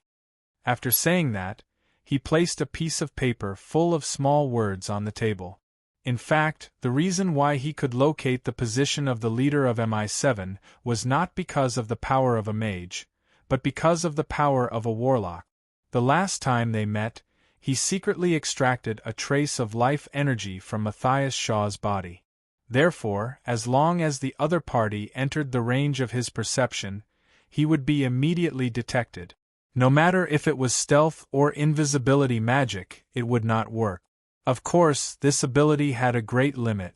It was like remembering someone's name. Once you remembered too much, or if you didn't see them for a long time, it would not take long for you to slowly forget them. Chapter 354. The content of the note was not much. Matthias Shaw finished reading it in just half a minute. Soon, a solemn expression appeared on his face. Although he had expected that there would be a mastermind manipulating the stupid orcs, he had never thought that it would be dragons, two terrifying adult black dragons. As a human, he would never forget how the veterans who had participated in the Second War with the orcs described the scene of the Dragonroar clan riding the baby red dragons to attack the Alliance army. Hell of despair. There was no hope of victory at all. The only thing he could do was to pray that he could die a glorious death like a real warrior. Fortunately, the heroic mage Ronin and his teammates destroyed the divine weapon demon's soul in time, allowing the Red Dragon Queen Alexstrasza to get rid of the control and turn the tide of the war. The baby dragons were already so destructive, not to mention the adult dragons. Often, a dragon's breath could cause hundreds of deaths. No one would want to be the enemy of the dragons, especially the black dragons that had been determined to be fallen. Matthias Shaw frowned. After a full 5 minutes, he took a deep breath and asked with a serious face, "How did you get this information? Don't tell me that you could easily spy on the secrets of the two adult black dragons just by taking a trip to the Burning Plains." Of course not. I personally joined their camp." Zhang Qing pursed his lips and replied meaningfully. "Joined?" A hint of vigilance flashed in the eyes of the leader of MI7. "That's right. One of them invited me, and I gladly agreed. To some extent, I should be considered a double agent now." After saying that, Zhang Qing took a sip of the wineglass. However, the taste of the low-quality rum made him frown immediately. "You mean that you will provide us with information about the Black Dragon, and at the same time, provide him with information about us, right?" Matthias Shaw quickly realized the subtext of the words just now. Instead of denouncing him, he showed an interested expression. Zhang Qing put down the glass and nodded with a smile. "Yes, but you have to understand that dragons are extremely proud and conceited creatures. That's why he hasn't asked me about the Alliance yet. But at the same time, I can't guarantee that I won't ask about it in the future. In addition, I have no interest in overthrowing the royal power, so I will never participate in it." "I understand, thank you. If they ask about it one day, please tell them everything you know. I don't want to lose an indispensable source of information because of a little concealment." Matthias Shaw was indeed the brain of the entire MI7. He made the most rational judgment in the blink of an eye. No matter what, having a way to understand the enemy was much better than not knowing anything, even if he had to reveal some of his secrets. Don't worry, I'm not the kind of fool who would sacrifice my life for some ridiculous reason, and I won't sacrifice anything for this kingdom. If there's nothing else, I'll take my leave. Countess Katrana Prester is probably waiting for me to visit her. As the last word fell, Zhang Qing placed one hand on his chest and bowed slightly. He turned around and was about to push open the door to leave the simple tavern. However, before he could take 2 steps forward, Matthias Shaw suddenly raised his head and asked in a low voice, "Since you've already confirmed the identity of the enemy, do you also know how to expose their true colors, especially the one who controls the Stormwind City Council?" "Sorry, I don't want to provoke a deadly enemy for myself, and I don't want to expose myself to the enemy's line of sight. So, please think of a way slowly. Lastly, I'll give you a hint. Marshal Reginald Windsor once saw a vision of the future in Karazhan. He's the key to ending all of this." Zhang Qing gave a hint without batting an eyelid. Marshal Reginald Windsor? Damn it. Matthias Shaw's expression changed drastically. He quickly began to flip through the information written in various secret languages on the table. Soon, he found one of them. He gritted his teeth and cursed, "Bastard! How could it be so coincidental?" Marshal Reginald Windsor was actually captured by the Dark Iron Dwarves in an attack 6 days ago. When Zhang Qing heard this, he couldn't help but laugh out loud. While laughing, he teased, "Isn't this just right? You can use the pretense of being the marshal to let those adventurers enter the Burning Plains and the Blackstone Tower continuously. At the same time, you can investigate the situation inside. And I think that Sir Marshal might give you a surprise." Hiring adventurers. Matthias Shaw's eyes lit up slightly. Yes. There was an interesting legend in my hometown. A long, long time ago, there was a country that was repeatedly ransacked by an evil dragon. In order to protect his country, the king began to recruit warriors from the outside. He also promised that whoever could kill the dragon would be given his beloved daughter in marriage and half of the treasures in the national treasury. Soon, a famous warrior thought that he was up to the task and went to the palace to accept the mission. At this point, Zhang Qing deliberately paused for a moment and revealed a sarcastic smile on his face. "The ending was that the warrior killed the dragon?" Matthias Shaw asked with interest. As a person who hid in a corner to plot, he always felt that the answer wouldn't be too simple. Zhang Qing stretched out a finger and shook it gently. "No, the ending was that the warrior died easily under the flames spewed out by the dragon. But the king didn't pin his hopes on one person. He recruited thousands of warriors in one breath. In the end, the dragon was finally seriously injured in the battle and was killed by the last guy who took advantage of the situation. This story tells us 2 very important messages. First, never pin your hopes on one person. Second, when you use wealth, status, and beautiful women as rewards, people will often explode with unprecedented power." Interesting. I have to admit that your story is very enlightening. I think I know what to do. Matthias Shaw's gaze suddenly became deep. Things like tricking people had always been MI7's specialty.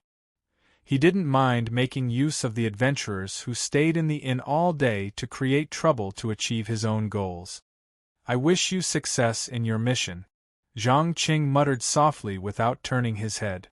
Then, he put on his hood to cover his face, pushed open the door, and disappeared into the narrow alley of the old city. He didn't return to the inn immediately. Instead, he walked in the direction of the Stormwind City's palace fortress. Chapter 355. "Countess, here's the tea you asked for." A young maid pushed open the door and walked into the room. She carefully placed the steaming teapot and the tray on the table. Then, she picked up the teapot and poured a cup full of fragrant hot tea. "Put it here." A woman with a mature aura stroked her long black hair and waved her hand impatiently. The maid seemed to be used to her bad attitude. She quickly bowed and left. As soon as she left, a man with long brown hair and a beard suddenly laughed and teased. "Dear Katrana, tell me, which brainless idiot has annoyed you?" "Shut up, Bolvar. It's all because you pushed all the work to me." The woman rolled her eyes in annoyance. Obviously, the man and woman were none other than Onyxia, the Black Dragon Princess, who had transformed into Katrana Prester, and Bolvar for Dragon, who had helped the young Anduin Rin rule the Stormwind Kingdom. Judging from the ambiguous atmosphere in the room, perhaps no one would have thought that one of them would be beheaded and hung on the city wall of Stormwind City in the future, and the other would become the successor of the Lich King Arthas. Perhaps this was the interesting part of fate. Even the bronze dragons who were known to control time could not predict what would happen to them. Just when Bolvar for Dragon was admiring the human appearance of the Black Dragon Princess, an elite guard in full plate armor suddenly barged in and bowed with one hand on his chest. "Report. Honorable Countess, there's a young mage outside who wishes to meet you. He also gave me this." "Huh!" Onyxia noticed the unknown black shiny object in the guard's hand and her pupils contracted. Perhaps ordinary people would think that it was a piece of obsidian or gemstone, but she could tell at a glance that it was the scale of her brother, Nefarian. Ever since the disappearance of the Black Dragon King and his mate, the brother and sister had shouldered the heavy responsibility of rebuilding the Black Dragon army. This was especially so for the female Onyxia. In order to ensure that there were enough dragon whelps for the army to use, she desperately laid eggs in the nest. Currently, she had accumulated more than a few thousand eggs. If all of these dragon eggs hatched and grew into young dragons between 7 to 10 meters long, then they alone could sweep across the human world and establish a country ruled by black dragons. Unfortunately, even though dragons grew very quickly during their infancy, the food provided by Dustwallow Marsh was not enough to feed so many young dragons. That was why she entered the human world. On one hand, she wanted to learn from her father and weaken the alliance from the inside, especially the strength of the humans. On the other hand, she wanted to gather food so that more baby dragons could grow healthily. The Black Dragon Princess didn't understand why her brother, who was hiding in the upper level of the Blackstone Pagoda, would suddenly send someone to her. Bolvar for Dragon noticed the hesitation of the girl he liked, so he quickly stood up and asked, "What happened? If you don't want to see this person, I can send him away for you." "No, I just happened to recall some childhood memories. If I'm not mistaken, he should be my childhood playmate. I'll leave today's work to you. Do it well and don't let me down." Onyxia pretended to be playful and blinked her eyes. She then stood up and followed the guard out of the room. Bolvar for Dragon looked at her seductive figure and lost his virginity for a few seconds. When he regained his senses and saw the pile of documents on the table, a bitter smile appeared on his face. "Oh, my holy light! She's really a little fairy that makes people love and hate her. It seems that I've really fallen in love." 10 minutes later, Zhang Qing finally saw the Black Dragon Princess at the entrance of Stormwind Keep. Both of them didn't speak after they met. They just looked at each other. After a long time, Onyxia couldn't help but ask in a low voice, "Mortal, who are you? Why do you have this thing?" "Me? I'm just an insignificant person. I'm not worthy of your personal attention. As for this scale, it was given to me by your brother. He said that if I come to Stormwind, I must come and meet you." Zhang Qing bowed calmly. As a sorcerer, he could tell at a glance that there was a huge gap between the Black Dragon Princess and the Black Dragon Prince. Maybe it was because she spent too much energy on scheming, or maybe it was because she had laid too many eggs in a short period of time. In short, Onyxia's life force was only about half of Nefarian's. Nefarian had even changed his pure flames into shadow flames after studying the shadow energy in depth. No wonder she was the first adult dragon to be killed, and the direct descendant of the Dragon King. Insignificant person? I don't think a sorcerer who can silently place more than 40 invisible arcane runes around his body is insignificant. Besides, you're not just a sorcerer. The dark energy of a sorcerer also flows in your body. Onyxia directly pointed out Zhang Cheng's little trick. If it wasn't for the fear of exposing her identity, she would have immediately transformed into a deadly dragon's breath to see if the runes could block her breath that she was so proud of. Haha, alright. I'm actually an ally of your brother, His Highness Nefarian. I'm here today to ask for your help. Zhang Qing smiled and shrugged. There was no awkwardness of being exposed on the spot. Ally? Are you sure you're not a servant? The Black Dragon Princess was obviously shocked. She then asked, What do you want me to help you with? Zhang Qing replied without hesitation, Yes, we're allies. You can verify this with His Highness at any time. As for the help, it's simple. First, give me a few dragon eggs. Secondly, I want to get the teleportation permit from the Royal Mage Tower in Stormwind City. Onyxia looked puzzled. Teleportation permit? Why don't you go yourself?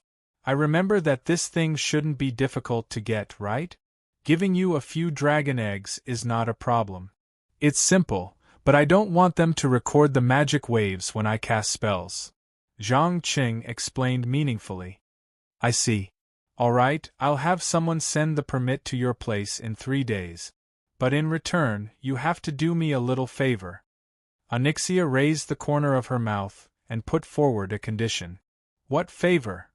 Zhang Qing really couldn't think of anything that the Black Dragon Princess, who had already taken control of the noble parliament, couldn't do. Act as my childhood playmate and accompany me to the ball tomorrow. Ball? Damn it. Don't tell me you want me to provoke Bolvar Fordragon's jealousy? Chapter 356.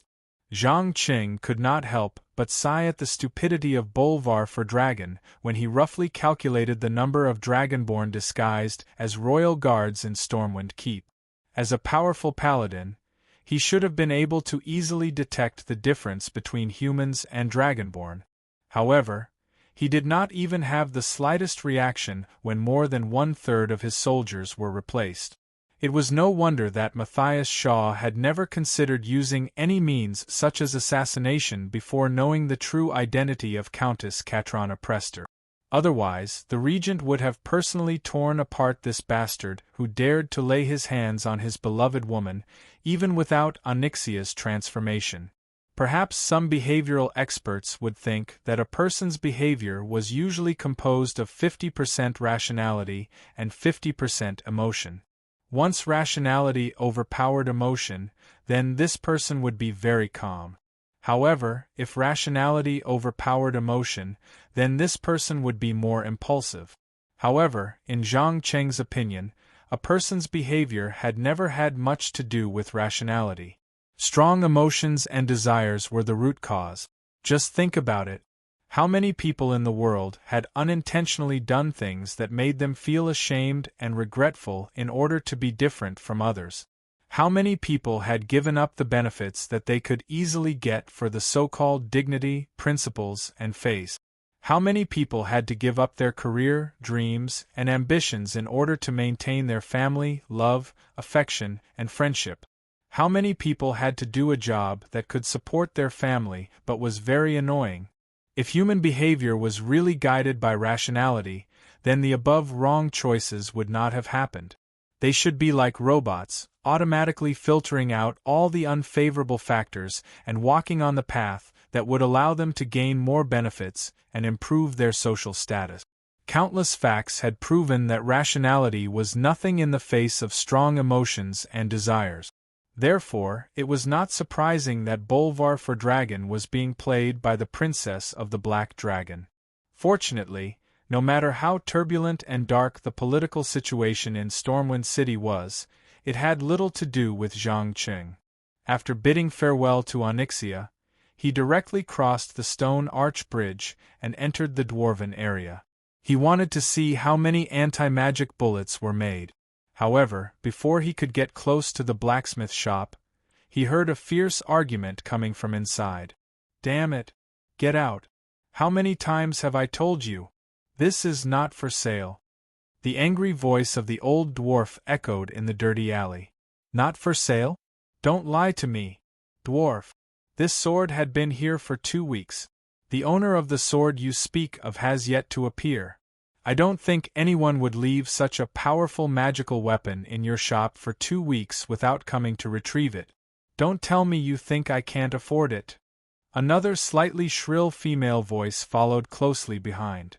Ha ha ha ha. Don't make me laugh.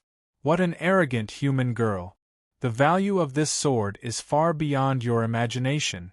Looking at the beautiful blade and the runes engraved on it, even the most powerful defensive magic would be as fragile as a piece of paper in front of it. Give it up. You can't afford it, and I'm not qualified to sell it to anyone. As the last word fell, the blacksmith shop did not emit a wisp of pungent white smoke.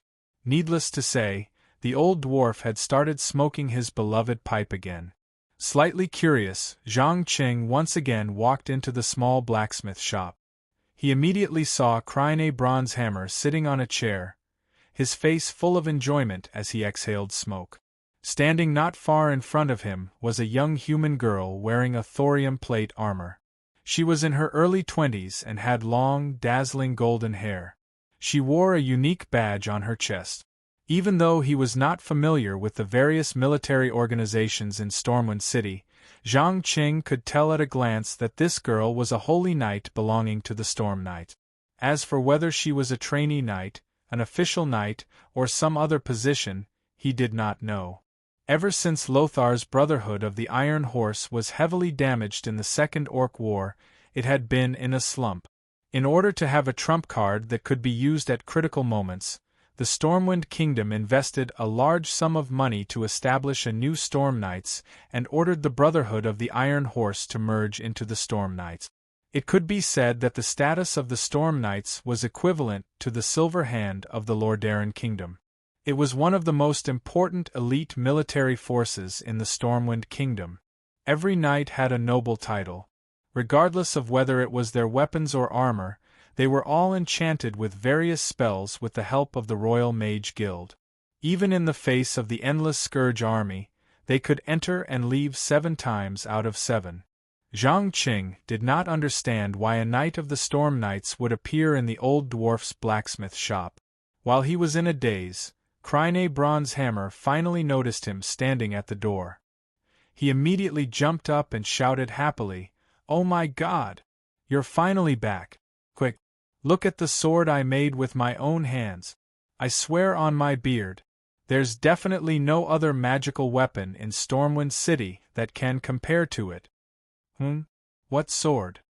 Zhang Qing was stunned. He did not see any magical sword in the shop that was worthy of his attention. This is what I want to introduce to you. It's a weapon that can refract light, Mora's Spellbreaker. As he spoke, the old dwarf took a long sword from the rightmost side of the weapon rack. The hilt was silver and the blade was almost transparent blue. If it was not for the slight reflection caused by the sunlight outside, no one would have noticed the deadly sharp blade. Oh, incredible! How did you do it? Zhang Qing took the sword and gently touched the cold blade, feeling the strong power contained in it. Unlike most of the weapons used for close combat in Azeroth, this sword was only 2 fingers long, almost the same as a rapier. Its length was also less than 70 centimeters. Rather than calling it a sword, it was more like a large toothpick. However, this toothpick had the power to make all spellcasters tremble. That was Spellbreaker. Any defensive magic that was hit by this sword had a certain chance of disintegrating instantly. Once it pierced into the body, it would disrupt the magic circuit in the spellcaster's body, causing some spells to be unable to be cast normally. Most importantly, it could continuously extract the magic energy of all nearby enemies during battle and transfer it to the wielder. No wonder a knight of the Storm Knights would take a fancy to this sword. Any warrior, knight, or thief who wielded this sword could easily defeat a mage or warlock who was on par with them, or even stronger than them. Chapter 357. Light. Nimble. Elegant. Deadly. No one would have thought that the dwarf, who had always been carefree, would forge a magical weapon in the style of the elves. Not to mention others, even Klein Bronze Hammer did not understand why he was so obsessed that he threw away the original design of the two-handed greatsword. Following the guidance of his inspiration, he turned the greatsword into a large toothpick. Although the power and appearance of the mage were enough to prove his talent as a blacksmith, he still felt an indescribable awkwardness whenever he saw the small blade. Zhang Qing, who had always been good at observing people's expressions, noticed the old dwarf's reaction. He couldn't help but nod with a smile.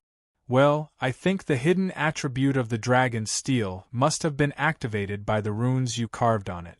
Don't worry, I will find a qualified owner for it. That would be for the best. Oh, the box over there contains the bullets you want. I've asked a master engineer to make 600 rounds. Every round is filled with the best dense powder. It's guaranteed to penetrate the toughest armor and scales. Klein Bronze Hammer pointed at the small sealed wooden box in the corner of the room. Thank you. If there is nothing else, I will go back first. You must know that the long journey has made me tired. I urgently need to take a bath, eat a sumptuous meal, and have a good sleep. After saying that, Zhang Qing did not care about the others. He picked up the slightly heavy box and turned to leave the blacksmith's shop, walking towards the Golden Rose Inn in the trade zone. But before he could walk more than 10 meters, the female knight wearing the badge of the Storm Knights chased after him and shouted loudly, "Wait! Miss, are you calling me?" Zhang Qing stopped and deliberately put on a puzzled expression. He was very clear that the other party had her eyes on the spellbreaker that he had just obtained, but considering the various rules that holy knights had to abide by, the possibility of a melodramatic robbery was not high. "Yes, that sword. It belongs to you?" the female knight asked nervously. "That's right." Zhang Qing gave an affirmative answer without hesitation. Then can you sell it to me?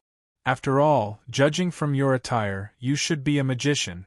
A magician can't unleash its true power. The female knight stuttered as she explained her intentions. "I'm sorry, beautiful lady, but I'm afraid I have to turn you down. Firstly, as a mage, I don't lack money at all. Secondly, I don't think you have the ability to pay for it. Lastly, do you think I would sell a weapon that could threaten me? No, I'm not a fool, so please go back." After saying this, Zhang Qing placed one hand on his chest and bowed before continuing to walk along the street. However, the young female knight obviously did not intend to give up. She continued to pester him. "Mr. Mage, don't you understand? If this weapon is in the hands of our knights, how many evil undead, sorcerers, mages, and demons can we kill? It is a treasure given to this world by the holy light. You should not let it be covered in dust for selfish reasons." "Sorry, I don't believe in the holy light." Zhang Qing pursed his lips without even turning his head. At the same time, he quickened his pace, intending to get rid of this little tale. "What? You don't believe in the holy light?" The female knight seemed to have heard the arrival of the end of the world. She stood there dumbfounded. However, this only lasted for a few seconds before she quickly caught up and asked loudly, "Why? Why don't you believe in the holy light? Don't you understand that the holy light is the only divine power that can purify our souls? Mr. Mage, you should embrace the holy light, not reject it." "Damn it! Are you here to preach?" Zhang Qing suddenly felt a headache. He turned around and glared at the other party. Although he had been in Azeroth for a while, this was the first time he had encountered such a situation. It was important to know that most of the priests, monks, and nuns of the Church of the Holy Light would at most preach some of the teachings of the Holy Light to passers-by. It was up to them whether they listened or not. However, the female knight in front of him was obviously different. She was very similar to the religious fanatics of the Scarlet Crusade. "Preach? No, I'm just trying to save a lost soul. Mr. Mage, please pray with me to the Holy Light. It will listen to your repentance and forgive you for the sins you've committed." After saying this, the female knight grabbed Zhang Qing's hand and dragged him in the direction of the Church of the Holy Light. Although Zhang Qing had dozens of ways to break free, he considered that using magic would attract the attention of the Royal Mage Guild. Therefore, he resisted the urge to kick the other party away and let the female knight pull him into the Church of the Holy Light. A clergyman guarding the door saw the two of them and immediately showed an expression of not knowing whether to laugh or cry. He took the initiative to block the way and asked the female knight, "Kara, what are you doing?" "Lord Bishop, this Mr. Mage said that he doesn't believe in the Holy Light, so I brought him here to worship so that his soul can be bathed in the Holy Light." The female knight called Kara bent down elegantly and bowed. "My Holy Light, let go. How many times have I told you? Things like faith can't be forced." "I'm sorry, Mr. Mage, this child Kara is a little stubborn. Please believe me, she doesn't mean any harm," the balding old man explained embarrassedly. As a bishop, he could clearly feel that the young man standing in front of him was surrounded by dense defensive runes made of arcane energy. His powerful strength and spellcasting skills were simply beyond the level of an ordinary archmage. A spellcaster like this would not believe in anything other than himself. Even the Church of Holy Light, the #1 belief system in the Alliance, was no exception. "It's okay, I forgive her. However, I hope that a similar situation will not happen a second time. Otherwise, I reserve the right to fight back." Zhang Qing shook off the reluctant female knight's hand and directly crossed the stone arch bridge, disappearing at the end of the gate tower leading to the trade zone. When he was completely gone, the old bishop used the scepter in his hand to lightly knock the female knight's head. He gritted his teeth and reprimanded, "Stupid girl, do you know how much trouble you've caused today? If I'm not wrong, that young man is a genuine archmage. Once he starts to cast powerful offensive spells, everything within 100 meters may be affected." "Ouch. Ouch. Archmage? Him? How is that possible? He doesn't look much older than me." Kara covered her head with an aggrieved expression on her face. "Sigh, the power of arcane magic never depends on age, my child. Some mages can only release a few fireballs and frost arrows in their lifetime, but some mages can master powerful abilities that others envy in a very short time. This is the difference between a genius and an ordinary person. Well, it's useless to say too much to you. Come, tell me what happened." Chapter 358. After returning to the Golden Rose Hotel, Zhang Qing greeted the mature and beautiful lady boss, Alazan. He then returned to his own room and began to concoct the first real evolution potion. He did not add dragon's blood, demonic blood, or anything else with strong side effect. He only added the intense radiation from the crystals in the Titan biological experiment site. In fact, until now, he still did not understand why the crystals only reacted to dark energy. Could it be that dark energy was the most powerful energy in the universe that made up the world of Azeroth? Or was it that dark energy was actually a manifestation of life form and consciousness? With Zhang Qing's current knowledge, he was far from being able to solve the mystery. He had not even fully digested the knowledge he got from the memories of the demon Erida, so there was no need to continue to delve into the content that was temporarily beyond his understanding. After about half an hour, a small bottle of evolution potion designed for warriors was completed. Due to the maximum use of the red crystals that contained life elements, the color of the potion was abnormally dark red, like blood flowing from veins. Feeling the energy radiation emitted from the potion bottle, the young man standing at the door of the room swallowed his saliva subconsciously.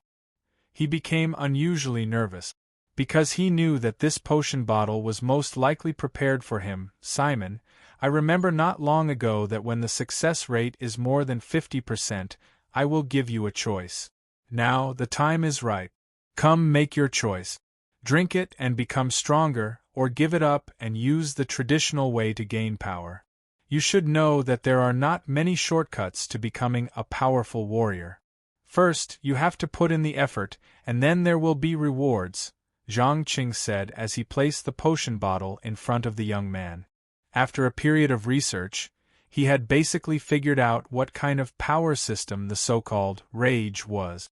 Simply put, the warriors of Azeroth absorbed the ubiquitous energy in the air to strengthen their muscles, blood vessels, and even every cell. Although they could not release the energy stored in their bodies through a medium like mages, warlocks, priests, and paladins, they could let the energy flow in their bodies along with their blood. When the energy gathered in certain organs or limbs in a short period of time, it could produce superhuman strength and speed.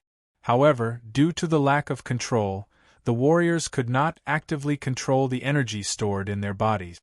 They could only rely on the help of intense emotions.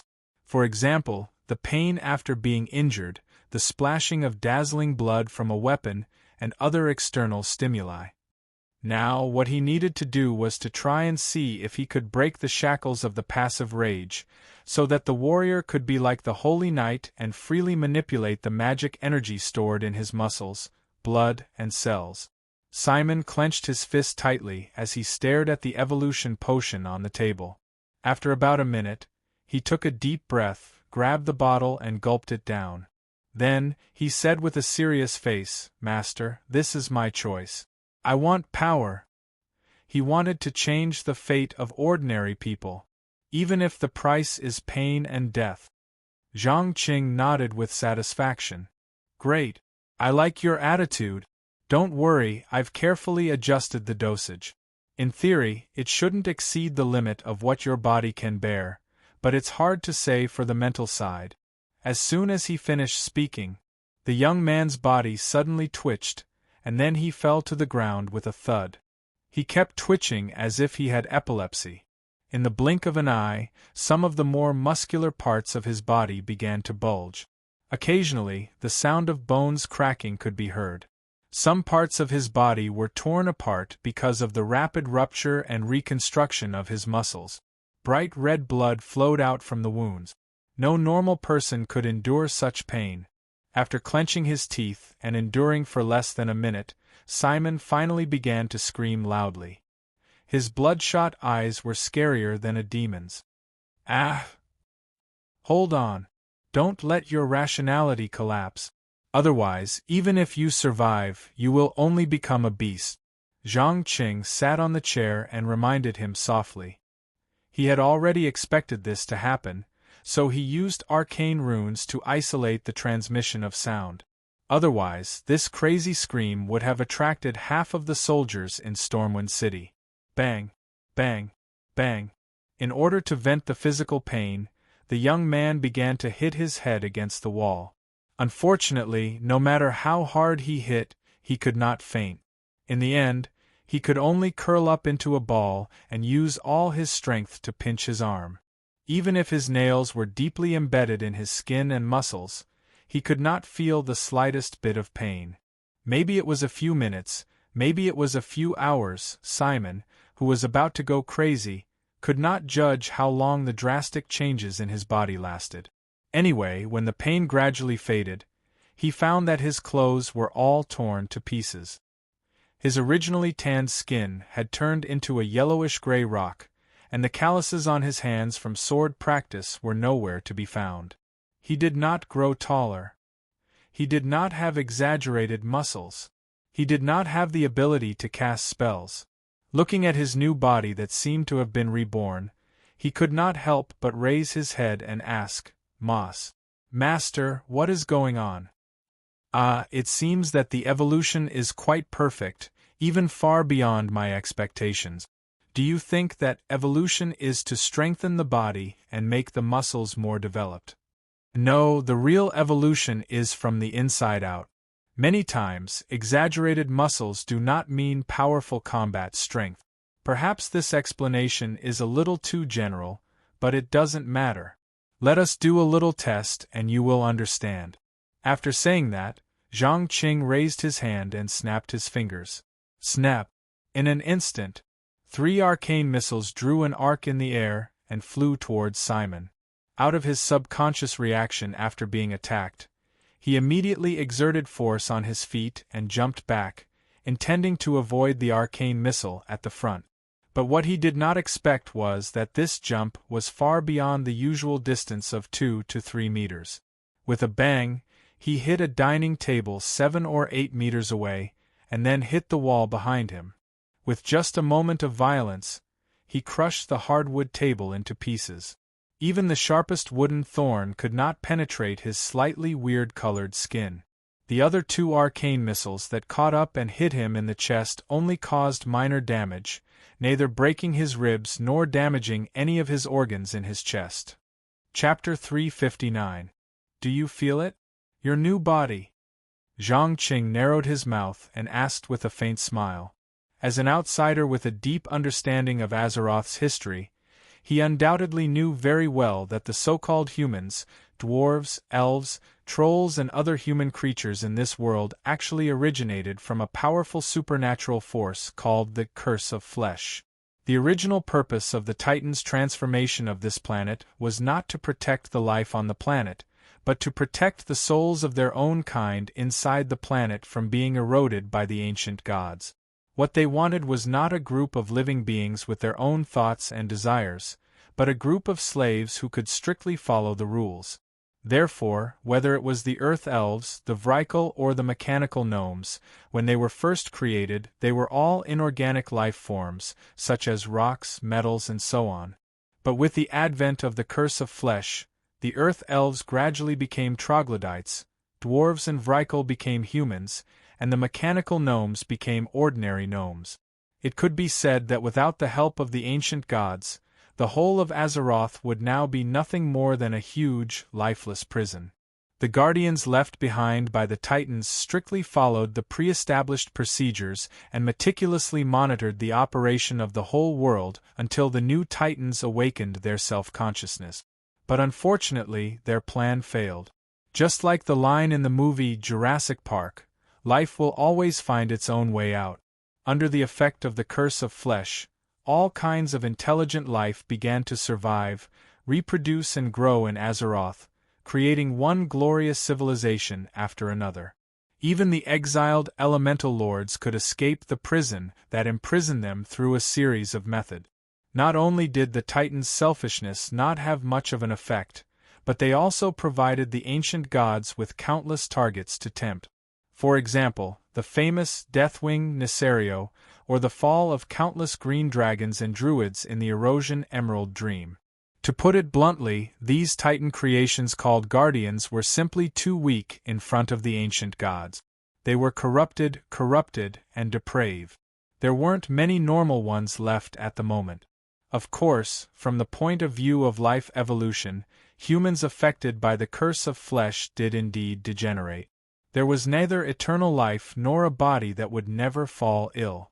The potion Zhang Qing created relied on the radiation of the crystal to activate the power hidden in the bloodline of the user and restore part of the ancestral power. It had to be said that his idea was successful. The experimental subjects not only obtained the magic resistance unique to the Vrykul people, but even their skin showed signs of petrification. Unbelievable! This was simply too inconceivable. Master, how did you do it? Simon asked as he crushed the table leg on the ground into powder. If it was in the past, it would be impossible for him to have such a strong grip. But now, he could easily do it without using much strength. Trust me, the specific principles are too complicated for you. You only need to know that this body contains the talent that all warriors dream of. That's enough. Now I'll give you some time off. Whether it's to go out on an adventure or to hunt powerful monsters by yourself, go through a few intense battles. This is the only way you can become stronger as soon as possible. Oh, by the way, bring Kinder with you. Having said that, Zhang Qing glanced at the dog-headed man who was busy carving all sorts of totems in the corner. As you wish. Please rest assured, I won't let you down. Simon patted his chest hard to give a guarantee. He believed that with his new body, he would be able to learn more and more powerful martial arts, even the legendary Shield Wall, Mortal Strike, and bloodthirst that only the most elite warriors could learn were no exception. At the same time, far away in Night Town, a long simmering fratricide finally began slowly. With the help of the Brotherhood's assassins, in just half a day, Baron Carlton successfully eliminated the loyal servants and housekeepers, and at the same time captured Althea, who controlled the Night Watchers. Coupled with the magic power of his daughter, Zenobia, no one dared to stand up and question his rule. Sitting in a chair that did not belong to him, he looked down at his brother who was covered in blood. After a full minute, he said, "You know what, Elro, whether you believe it or not, I didn't want to hurt you and Althea at first, and I didn't want to end our brotherhood in this way. But you're too cowardly and disappoint me. I have to stand up and overthrow your rule to prevent the family that has been passed down for hundreds of years from perishing." "Idiot! What you're doing now is leading the family to perish. Stop it, Carlton, before it's too late." Duke Elro Ebelock struggled to raise his head and yelled. He still could not believe that his own brother would one day launch a coup. "Ha ha ha ha. No, it's too late, my dear brother. Just half an hour ago, I killed the tax officer sent by Stormwind City and officially announced my departure from the rule of the Stormwind Kingdom. Now the only path I can take is to overthrow the rotten noble council together with Edwin Van Cleve and rebuild a new country. And I will become the king of this country." Carlton laughed wildly and raised his hands as if to embrace the glorious future. Looking at the strong desire in his brother's eyes, Duke Elro Ebelock painfully closed his eyes and did not continue to persuade him. Because he knew better than anyone that no matter what he said, he could not stop Carlton's ambition. Unless he suffered a decisive defeat, it was impossible for him to wake up. However, Carlton obviously did not think he made the wrong choice. He stood up and pulled out his sword and placed it on his brother's neck. He lowered his voice and asked, "Do you have any last words? Can you tell me what you plan to do with Althea?" Duke Elro Ebelock struggled to raise his head again. "Don't worry, I won't kill her, let alone hurt her. When I defeat the rotten noble council of Stormwind City and become the new king, I will return the Night Town and let her continue to rule," Carlton promised with a serious expression. He did not have much resentment towards his brother and niece, so he did not plan to use extreme methods to eliminate them, even if they would hate him for the rest of their lives. "Is that so? In that case, I'm relieved. Although I know you will be unhappy, I still have to say that your plan with Edwin Van Cleve will not succeed. The power of Stormwind City's noble council is far beyond your imagination. Even if it looks so weak, it can easily quell an internal conflict. All right, let's do it. I'm ready to see Father." "No. We will succeed. When you see Father, remember to send my regards. Also, tell him that the Ebelock family will be led to glory under my leadership." Chapter 360. Humans are really short-sighted and stupid creatures. But as a high elf, I don't seem to have the right to criticize them. After all, Silverymoon's situation is not as good as Stormwind Kingdom's. Varna Morgenstern looked out the window at the bleak streets of the town and the terrified residents, pursing her lips into a sarcastic smile. It was unknown whether she was mocking Carlton, who dared to challenge the rule of Stormwind City, or her brethren who used dark energy to relieve their magical addiction. It was important to note that the self-proclaimed blood elves' bodies had undergone irreversible changes due to the large amount of magical energy they had absorbed. For example, the color of their pupils and skin, as well as their more and more extreme personalities. This was also why some high elves would rather accept the title of traitor than pledge loyalty to Prince Kale. That's, as a person who loved to enjoy life, and enjoy the extreme joy of drinking the water of the Sunwell, Varna Morgenstern did not like the current state of her brethren at all. That was why she chose to return to Dalaran and continue living as a high elf mage. But what she did not expect was that she, who had always hated political battles, would once again be involved in inexplicable trouble. Just as the female elf was considering whether to leave the Twilight Forest, Zenobia suddenly pushed open the door and walked in. The young girl who had just witnessed a series of killings was now slightly pale. She immediately closed the door after entering the room and bowed deeply with one hand on her chest. "Thank you very much for not stopping my father's plan, my lady." "No, you don't have to thank me, apprentice. The reason I didn't interfere is because I'm an elf. Whatever happens in your human kingdom has nothing to do with me. Do you understand?"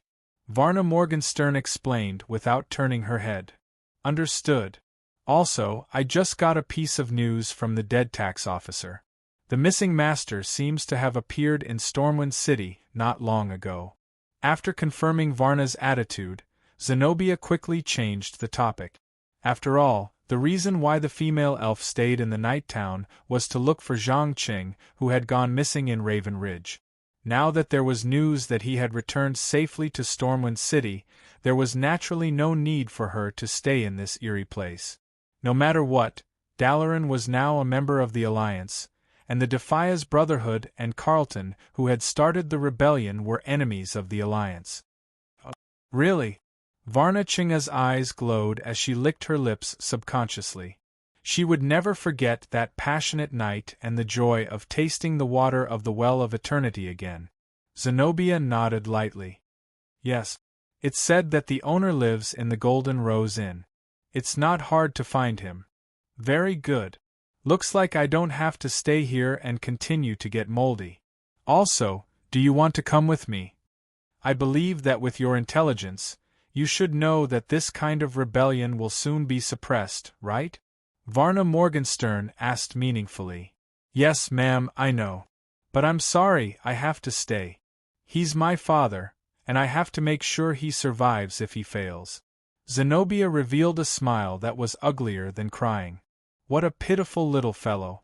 I wish you good luck." As the last word fell, the female elf took out a teleportation rune and began to chant the incantation loudly. Not long after, under the powerful magic power, she disappeared without a trace. Feeling the residual energy in the air, Zenobia took a deep breath and turned in the direction of the town hall. She had to hurry and pacify the only military force in the Twilight Forest, the Night Watchers. Otherwise, she could not guarantee the safety of Nighttown. But she did not notice that less than a minute after she left, the air in the room suddenly became distorted. In the blink of an eye, a short female dwarf appeared by the bed. "Well, I think I found the source of the timeline disorder. Before things become irreparable, I have to talk to this damned intruder. I hope he's someone who likes to talk and avoids violence." The little dwarf muttered to herself as she jumped out of the window. Then she soared into the air and directly turned into a terrifying dragon.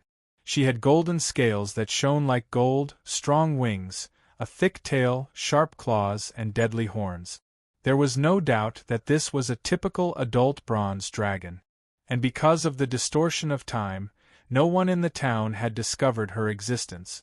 Far away in Stormwind City, Zhang Qing obviously did not know that he had been targeted by a bronze dragon. He was holding Countess Katrana Prester, who was wearing a low-cut black dress, and walked into the ball under countless envious, jealous, and hostile gazes. He now wanted to know how many people would envy him if every guest present knew that this beautiful and charming woman's true identity was a black dragon. They would probably all run away in an instant. Soft candlelight, delicious food, handsome and beautiful male and female servants, despite all kinds of threats in the surrounding areas, and the farmers' lives were getting harder and harder, the upper nobles still maintained their decent lives. They had plenty of enjoyment and entertainment. Onyxia looked around with a slightly cold gaze and said with a slightly disdainful tone, "Do you see that? These are the rulers of the Stormwind Kingdom. How decadent and how depraved they are. It won't be long before they all submit to me and give everything to the Black Dragon Legion." Zhang Qing bent down and pretended to be intimate as he whispered in her ear, "It's their honor to serve such a powerful and beautiful lady like you. You're good with words, young human. I now understand why Victor, Nefarian's human name, is willing to ally with you. Onyxia gently lifted Zhang Cheng's chin with her fingertip. Perhaps in the eyes of outsiders, this was a woman teasing a man, but Zhang Qing knew very well that if she used a little force, his head would fly off from his neck. No one could resist the unparalleled power of an adult dragon, not even Grom Hellscream, who had personally killed the Lord of the Abyss, Magtheridon. Just as the two were in a slightly ambiguous position for less than 10 seconds, Bolvar for Dragon suddenly walked out of the crowd and asked with a frown, "Katrana, who is this young man?" "Ah, Bolvar, this is the childhood playmate I've mentioned to you not long ago.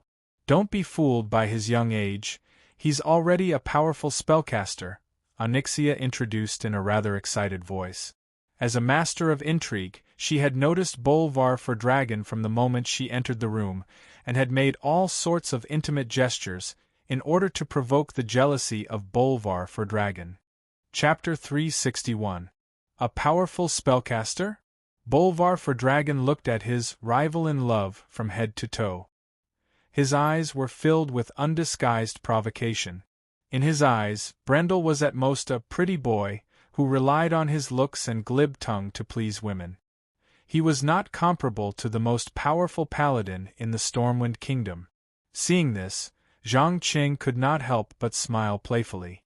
He replied politely, "I'm sorry, Your Excellency. I forgot that you are a paladin and are not very sensitive to magic energy. That's why you can't detect the arcane runes hidden in the surroundings. Perhaps I should make them appear so that you can feel how powerful the arcane power is." As soon as he finished speaking, he raised his hand and snapped his fingers. Snap.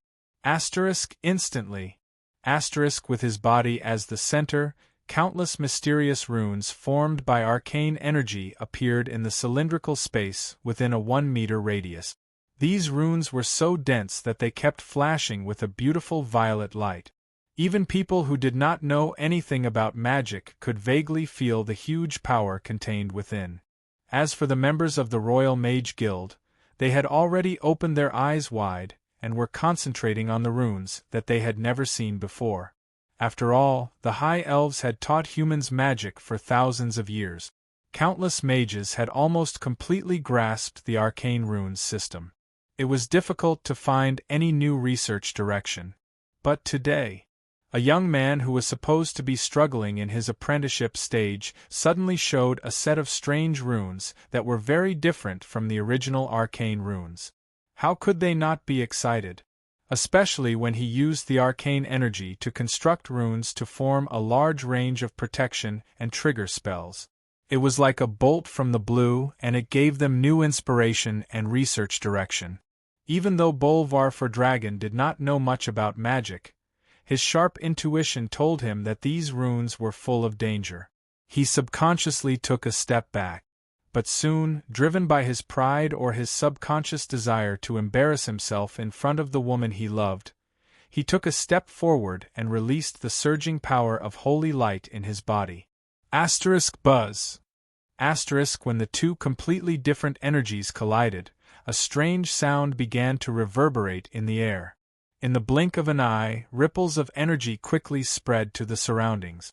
A few guests who were closer felt as if there was an invisible hand pushing them, and they couldn't help but retreat.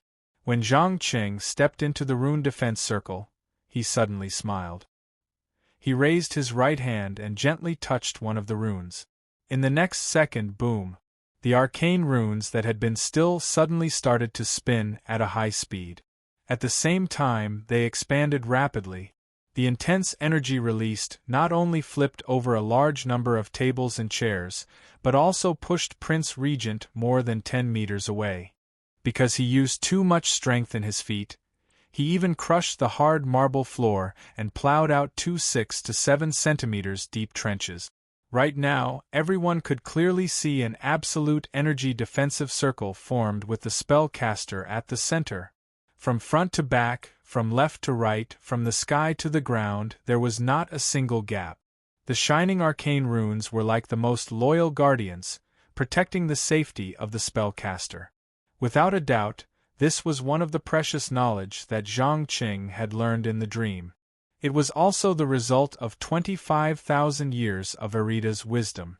It was a special spellcasting method called burrito. In simple terms, it was to use arcane energy to construct special arcane runes around one's body and then hide them. If one encountered an enemy, they would use various combinations to form offensive or defensive spells. The advantage of this method was that it could save the necessary incantations and movements for normal spellcasting, but the disadvantage was that it would take a lot of time and energy to reconstruct the whole system. Before the fall of Erida, there were less than 100 spellcasters who could use this method, and Marasa was one of them. To some extent, the arcane civilization created by the Erida was far more developed and advanced than that of the High Elf. Of course, with Zhang Cheng's current strength, it was not enough to unleash the full power of this unique spellcasting system. He might not even be able to withstand the full blow of the Prince Regent. Unfortunately, Bolvar for Dragon did not bring any weapons or armor today. Plus, this was not a gladiator arena, but a ball for the nobles to socialize. After a short moment of absent-mindedness, he quickly calmed down the anger in his heart. He stood up and praised, "Not bad. You're a good opponent. But remember, there's no such thing as giving up in my dictionary. Thank you for the compliment. Also, I sincerely suggest that you change into a new pair of shoes first." Zhang Qing glanced at the leather boots that exposed the toes of the Prince Regent and reminded him. "Shoes? Oh damn it. I forgot that I'm not wearing armor today."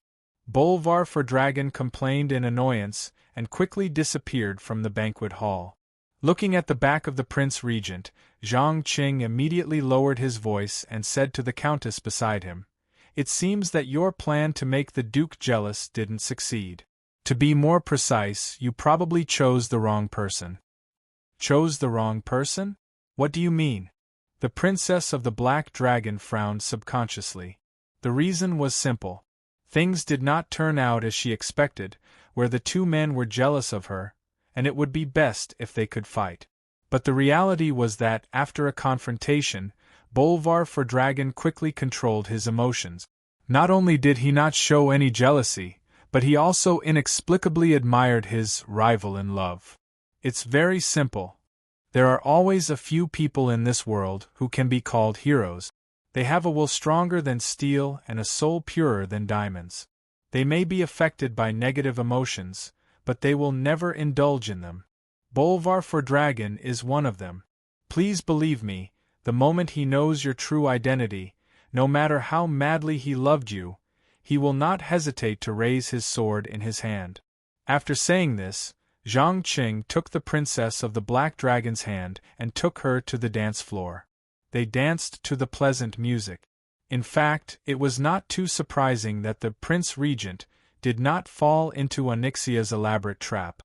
After all, this was an important role for the future Lich King. He was a powerful mortal who had endured the terrifying magical plague of the Forsaken and was burned by the Red Dragon Queen's deadly breath. In the end, he stubbornly resisted Arthas's spiritual invasion in a half-dead state. If Bolvar doesn't know what's good for him, then I don't mind destroying him. Chapter 362. When it was close to midnight, the lively ball finally dispersed. Zhang Qing politely rejected the countless invitations from the noblewomen and noble ladies, as well as the almost crazy questions from the members of the Royal Mage Guild. He took the wooden box full of dragon eggs from a dragonborn disguised as a royal guard and walked alone along the moat to the trade zone. It had to be said that after the previous contest with the Regent, he had completely entered the sights of the upper class of Stormwind City. After all, whether it was the close relationship with Countess Katrana Prester or the strange and powerful arcane runes, they all proved his value. The only thing to worry about now was if the identity of the Black Dragon Princess was exposed. Would the leader of MI7, Matthias Shore, stand up for him and prove that he was an ally who infiltrated the enemy to obtain valuable information? However, he believed that with the intelligence of the other party, he would not let a spellcaster like him become the enemy of the Stormwind Kingdom. Looking up at the sky full of stars, Zhang Qing could not help but smile and mutter to himself, "This world is really becoming more and more interesting. Is this the reason for messing up the timeline? Because it's interesting?" Accompanied by a crisp and pleasant voice, a female dwarf walked out from the corner. Even though the other party's short stature and ridiculously large head looked a little cute and adorable, Zhang Cheng's expression instantly turned serious. This was because he had already recognized that this person was not a dwarf at all, but the bronze dragon who interacted with the players the most in the game, Chromie. For a moment, countless hidden runes were instantly activated, and the dazzling arcane brilliance could be seen clearly even from hundreds of miles away. Control of time. What a powerful force! Although he did not think that the bronze dragon could really be like the legends, who could freely travel through time or control the flow of time, at best, it could only distort time to a certain extent within a certain range. Even so, it was not something that mortals could deal with at all. He even had the demonic book of command and the parchment scroll in his hand. As long as the gnome in front of him made the slightest move to attack, he would not hesitate to summon all of his demons and activate the power of the scroll to leave Azeroth. Seeing Zhang Cheng's expression, as if he was facing a great enemy, Chromie quickly realized something. He stared with his two big eyes and exclaimed in disbelief, "You know me?" "No. Strictly speaking, this should be the first time we've met, Bronze Dragon," Zhang Qing replied calmly. "Since you've never seen me before, how do you know that I'm a bronze dragon? I've never revealed my true form in front of mortals." Chromie frowned and continued to ask. She could feel that the young human in front of her seemed to be very familiar with her. Otherwise, why would he show such strong vigilance and hostility on their first encounter? "I'm sorry, but I'm not obligated to answer your questions. Please state your intentions, Bronze Dragon." Zhang Qing purposely did not mention Chromie or Chronom. Otherwise, he could not guarantee that the little gnome would not suddenly transform and force him to explain what was going on. In addition, the Black Dragon Princess Onyxia hidden in Stormwind Keep was also a big hidden danger. Once she discovered the appearance of a bronze dragon, it was hard to guarantee that she would not jump out and transform into a two-dragon battle. At that time, the so-called fun would be really big. Never underestimate the Black Dragon's ability to attract hatred. When the Wings of Death rebelled, it caused an unimaginable disaster to the other 4 Dragon Guardian legions. The Blue Dragons were almost wiped out. Fortunately, Chromie was not looking for trouble today. She only hesitated for a moment, then quickly took 2 steps forward with her 2 short legs. She waved her hands and released a silver translucent fog. After about a second or two, the fog gradually became clear, followed by the scene of the night town. Conspiracy, betrayal, slaughter, brothers killing each other. The coup that happened not long ago in the Twilight Forest was shown exactly as it was. Especially when he saw Duke Elroy Eberlock's head being cut off, Zhang Qing suddenly felt like he was in a mess. Because he finally realized that although he had tried his best to change the course of history in this world, the butterfly wings would inevitably appear. Do you see? Because of your intervention, the accumulated resentment and dissatisfaction in Carlton's heart exploded. He killed his brother who should have continued to rule the night town, and at the same time joined forces with the Brotherhood to announce their separation from the Stormwind Kingdom. Of course, such a degree of time change is not enough to attract my attention. What really interests me is you, an intruder from another world. As she spoke, Chromie looked up with a curious expression. As an adult bronze dragon who could travel through time and hide herself, there were very few things in Azeroth that could arouse her curiosity. "Oh? What made you think that I'm an intruder from another world?" After confirming that the other party was not looking for trouble, Zhang Qing quickly calmed down. Although he had not yet put away the activated protective runes, he gave up the idea of summoning demons from the Book of Control. In any case, the Bronze Dragons were a group of dragon aspects that were not very keen on fighting. Rather than using violence, they seemed to prefer to resolve conflicts through negotiation, unless they encountered the eternal dragons who were trying to destroy the timeline. It's very simple. I can hardly feel the flow of time on you. This means that you are not integrated into the timeline, and you won't even age and die. If my guess is correct, even if I go back to the past or the future now, I won't find any traces of your existence. As Chromie explained, her eyes lit up, as if she had found an incredible treasure. What do you mean? I'm not integrated into the timeline? I won't age and die. Also, what do you mean by the last sentence? No matter if you go back to the past or the future, you won't find any traces of my existence. Zhang Qing frowned and asked. He suddenly felt that the bronze dragon in front of him, who had transformed into a little dwarf, should be able to solve some of the doubts that had troubled him for a long time. As for the changes that happened in the Night Town, he didn't care. He believed that with the military strength of MI7 and the Stormwind Kingdom, this level of rebellion could be easily suppressed, and when the suppression was completed, the timeline would soon return to normal. Chapter 363. How do I explain this? Strictly speaking, your body did not actually enter Azeroth. Instead, there was an extremely powerful force that forcefully tore space and time apart and stuffed them into this world.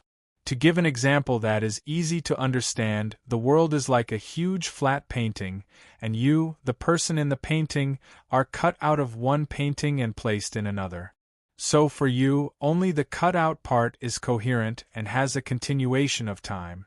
Chromie waved her short but powerful arms and explained excitedly. She really wanted to find out what kind of force could so perfectly sever time and space. Could it be the Titans of the Pantheon who had once transformed this planet? I see. In other words, everything I experienced in this world does not exist in the theoretical timeline.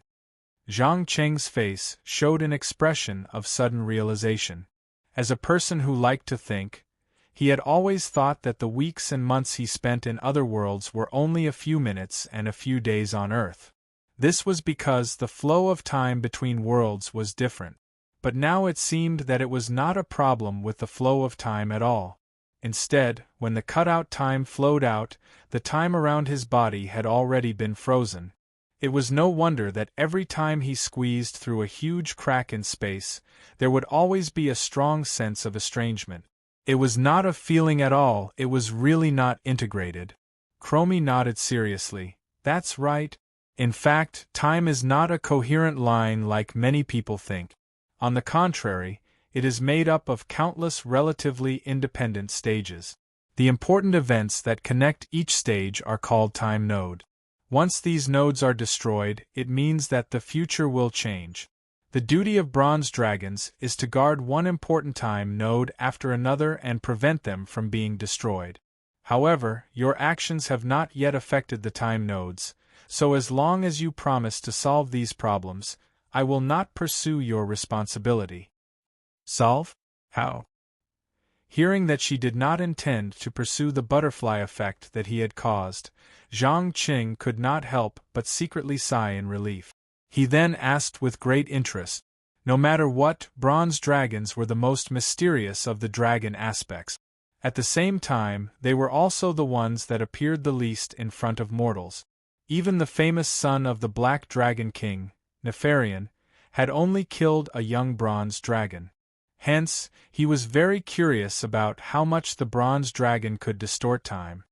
Whatever means you use, make Carton perform the duties that his brother should have performed. Well, let's call it a day. I don't want to get into a fight with Onyxia if she finds out. Remember, intruder, don't mess with time again.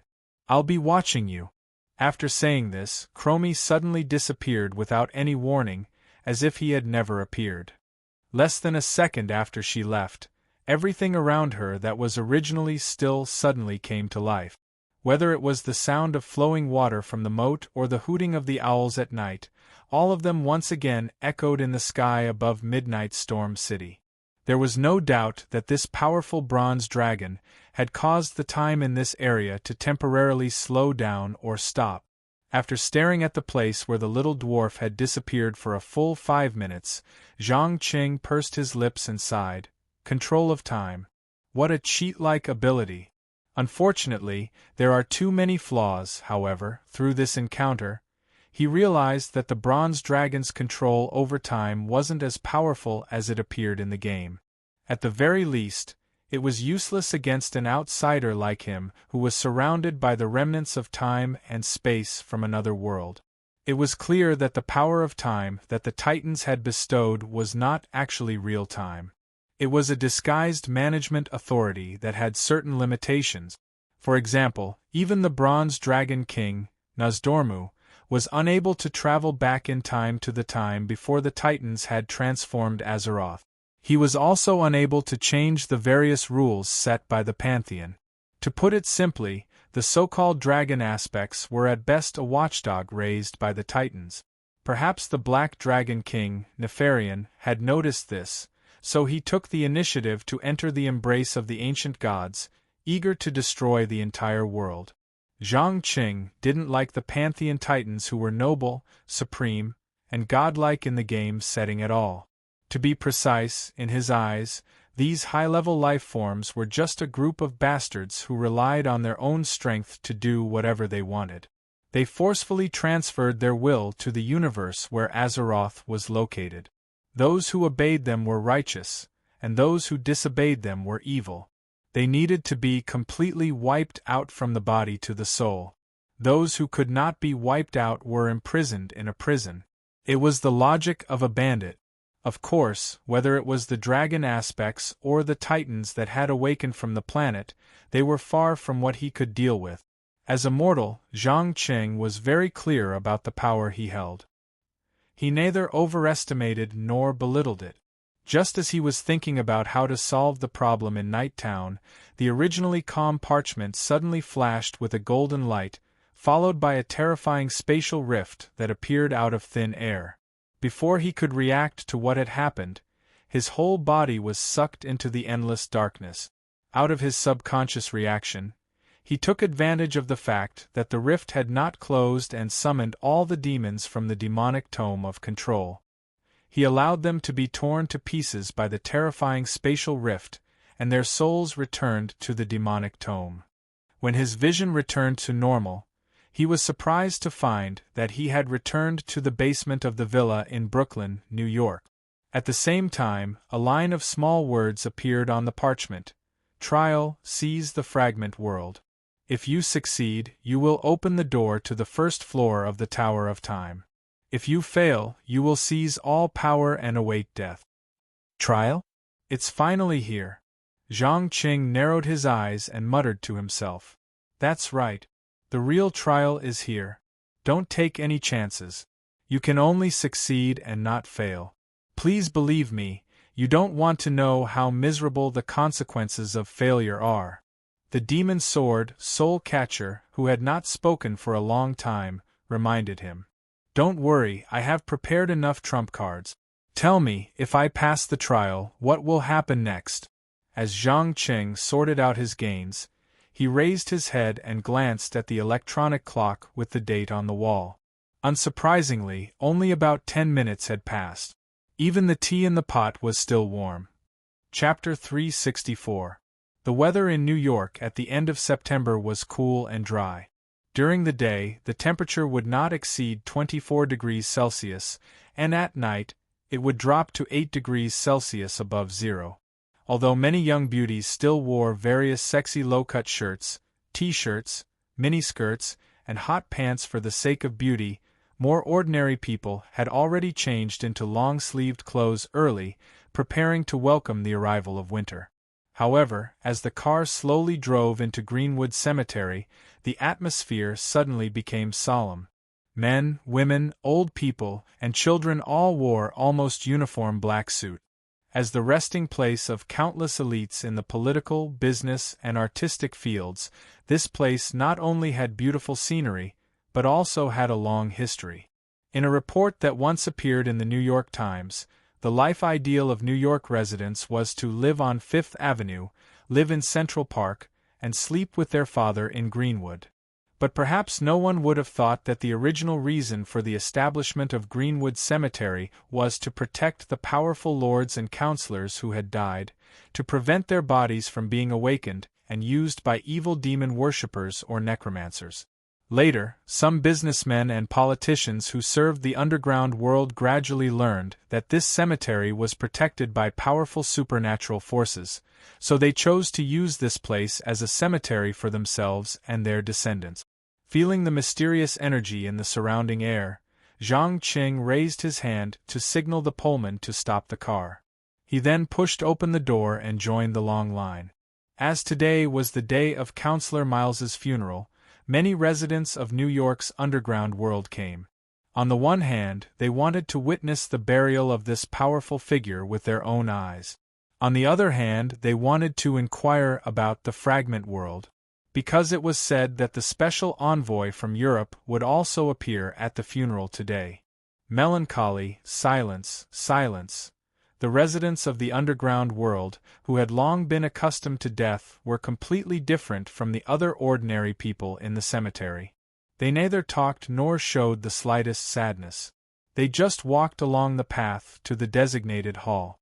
Zhang Qing noticed that this hall had no cross, no priest, and no traces of any religion. There was only a coffin made of natural crystal. Miles's old body lay quietly inside, without any trace of decay. Francis held the corner of the coffin and stared at the face of the owner of the coffin, as if he was trying to imprint the face into his memory. However, when he noticed an acquaintance approaching, he immediately raised his head and forced a smile. He placed one hand on his chest and bowed. "Welcome to the counselor's funeral, Mr. Zhang. Of course. After all, before His Excellency Miles left this world, he left me a very rich inheritance, didn't he?" As Zhang Qing spoke, he turned around and glanced at Patty, who was imprisoned in the artificial body. The demoness didn't hide the hatred in her heart. If it wasn't for the fact that she couldn't disobey her master's orders, she would have definitely rushed up to smash the coffin and tear the corpse inside into pieces. No words could describe the intense humiliation she felt at this moment. She might be the last work of the councilman before he passed away. Oh, right, about the statue in the ICU, I have personally sent it to the basement of the old house. Francis took a deep breath and sighed. Thank you. Hearing that the important magic item Miles used in the battle had become an intermediate item, Zhang Cheng's eyes instantly burst with excitement and anticipation. According to his deduction, it was not an ordinary statue, but a special armor that contained the power of earth, water, air, and fire, the four basic elements of the world in ancient Greek mythology. When the alchemy of this world was activated, this thing would transform into various forms according to the needs of the user, either to protect oneself or to attack the enemy. It was an out-and-out magic item that integrated both attack and defense. Just when Francis was about to say something, a middle-aged man wearing an old-fashioned 50s suit and a black top hat suddenly walked over and interrupted. "Good morning, gentlemen, I'm sorry to disturb you. But I would like to ask, you are Mr. Zhang who applied to the New York City Council to obtain a territory to become the Lord, right?" "Yes, it's me. May I ask who you are?" Zhang Qing raised his head and stared at the man with slight confusion. "Lauren Corney, you can just call me Lauren." After a vote, the remaining 3 members of the New York City Council unanimously agreed that you are fully qualified. Here, this is the badge that symbolizes your status as the Lord, and the 6 knight rings used to confer titles. As for the territory, it is close to the jurisdiction of the Desire Witch, Catherine. The man who called himself Lauren Corney did not waste any time. After clearly expressing his intention, he directly stuffed a silver metal badge with a capital letter F and 6 capital letters K into Zhang Cheng's hand and turned to leave. Looking at the man's back that was gradually disappearing, Zhang Cheng turned his head and asked the old man beside him, "Lauren Corney? How come I've never heard of this name? Who is he?" "The Shadow King, Lauren. He is the most trusted assistant of Senator Lafern, and also an extremely terrifying assassin. Please be vigilant, sir. What you are about to face is not as simple as an ordinary power struggle. Francis lowered his voice and reminded him. The Shadow King? I hope he is worthy of this title. After saying that, Zhang Qing threw the badge into his pocket and walked in the direction of his old acquaintance, Cain. The latter seemed to have noticed something and immediately stopped whispering to the people beside him. He smiled and opened his arms to give him a warm hug. I am very happy to see you in this sad moment, my young friend. If I'm not wrong, you have already gotten your own Lord's badge, right? Yes. Just now, Lauren Corney gave this to me. Zhang Qing took out the badge that symbolized his status as the Lord and shook it lightly. To be honest, he had long been used to being alone, so he really wasn't interested in managing a territory. What really interested him was that after becoming a lord, he could openly obtain a lot of important information about this world, and he could also participate in the underground world auction held at the end of every year. That's right. You can't participate just because you have money. Only lords and counselors can participate. The feudal system of the Dark Middle Ages that imprisoned Europe for thousands of years was still completely intact in the underground world. Although many of the residents of the underground world had slowly integrated into modern society, for the ruling class, the original rules and regulations set by the council were the most perfect. At the same time, they also had enough power to maintain their rule. As for the revolution that happened in the world of ordinary people, it was impossible for it to happen in the underground world that had supernatural powers. Chapter 365. Congratulations, from today onwards you are one of us. Although in my eyes, you have long been a true competitor and potential ally. Cain stroked the neatly trimmed beard on his chin and complimented. He did not find it strange that the young magus in front of him could become a lord. After all, the number of alchemists was so small that even a fledgling acolyte would receive some special treatment, not to mention a master who could provide large quantities of different types of magic potions. In the underground world, age was never an obstacle to one's path to power. On the contrary, young people with great potential often meant that they had extraordinary talent and intelligence. Not only would they not be suppressed, but they would also receive more resources.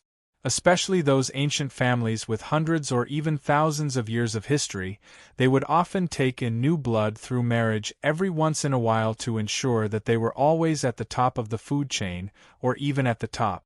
Without a doubt, Zhang Qing was now standing under the spotlight and being the focus of attention of various forces. Perhaps outsiders did not understand why the complicated procedures and layers of tests to become a lord would give out results so quickly, but Cain, who had many informants, knew that there were definitely people who boasted of their ancient status and noble bloodline behind this. That was because he had once been one of them when he was young. If it weren't for the plotting of the Desire Witch, Catherine, he would probably have married a woman with a prominent background and given birth to a bunch of talented descendants. Unfortunately, there was no medicine for regret in this world. The only thing he could do now was to take revenge and use his remaining life and strength to let his enemies taste the taste of pain and death. Staring at the deep eyes of the old man in front of him, Zhang Qing suddenly laughed without warning. As he laughed, he teased, "Should I feel honored?" "No, the one who should feel honored is me," Cain replied with a pun. In his complicated revenge plan, the other party was the most important part. "Is that so?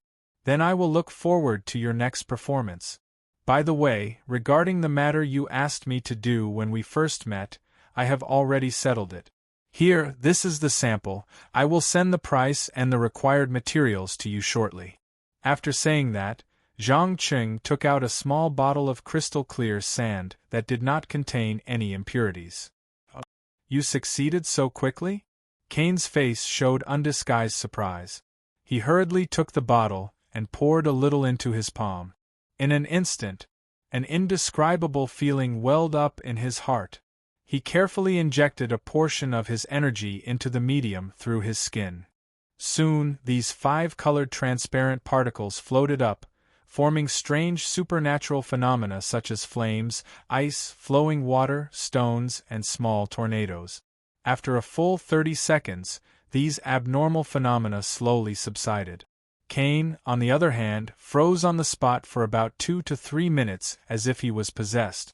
Then, he exclaimed in disbelief, "So pure. He didn't feel any obstruction at all. You actually improved its manufacturing process?" Improvement? No, dear Lord Kane, I have recreated a new medium. Please remember that from today onwards, I'm the only alchemist in the entire New York area. At the same time, I'm also an unquestionable authority. After saying this meaningful sentence, Zhang Qing left without looking back.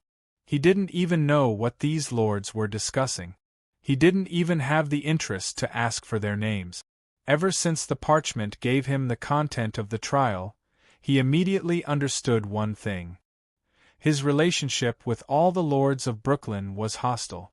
It was impossible for them to form allies. In fact, after returning from the world of Azeroth, he had been secretly planning a massacre. He wanted to kill everyone who entered the fragment world, regardless of whether they were humans, angels, demons, or any other special species. This was to ensure that his trump card would not be exposed. "My lord, congratulations." The Pullman, who didn't understand how many schemes were hidden behind the whole thing, bowed. His eyes revealed unconcealable excitement and even changed the way he addressed Link. Just as Zhang Qing was about to say something, there was a sudden commotion in the hall. 3 men and a woman, surrounded by more than a dozen followers, slowly walked in from the main door. Wherever they passed, the crowd on both sides would automatically make way for them. The Pullman clearly knew that the people he was loyal to didn't know much about the important figures of New York's underworld. He quickly lowered his voice and introduced, "The old man in the blue suit is Quentin. He is the ruler of Manhattan. The pale-faced one is Brenda. It is said that he is a quarter vampire and is the ruler of the Bronx. The lady in the black tight dress and the rose hat is Venus. She is the ruler of the wealthiest queens. As for the guy at the back, he should be the special envoy from Europe." "I see. Right, what about Staten Island? I remember that the New York Parliament seems to have 5 districts." Zhang Qing looked at these important figures of the underworld and asked without turning his head. "Sorry, my lord.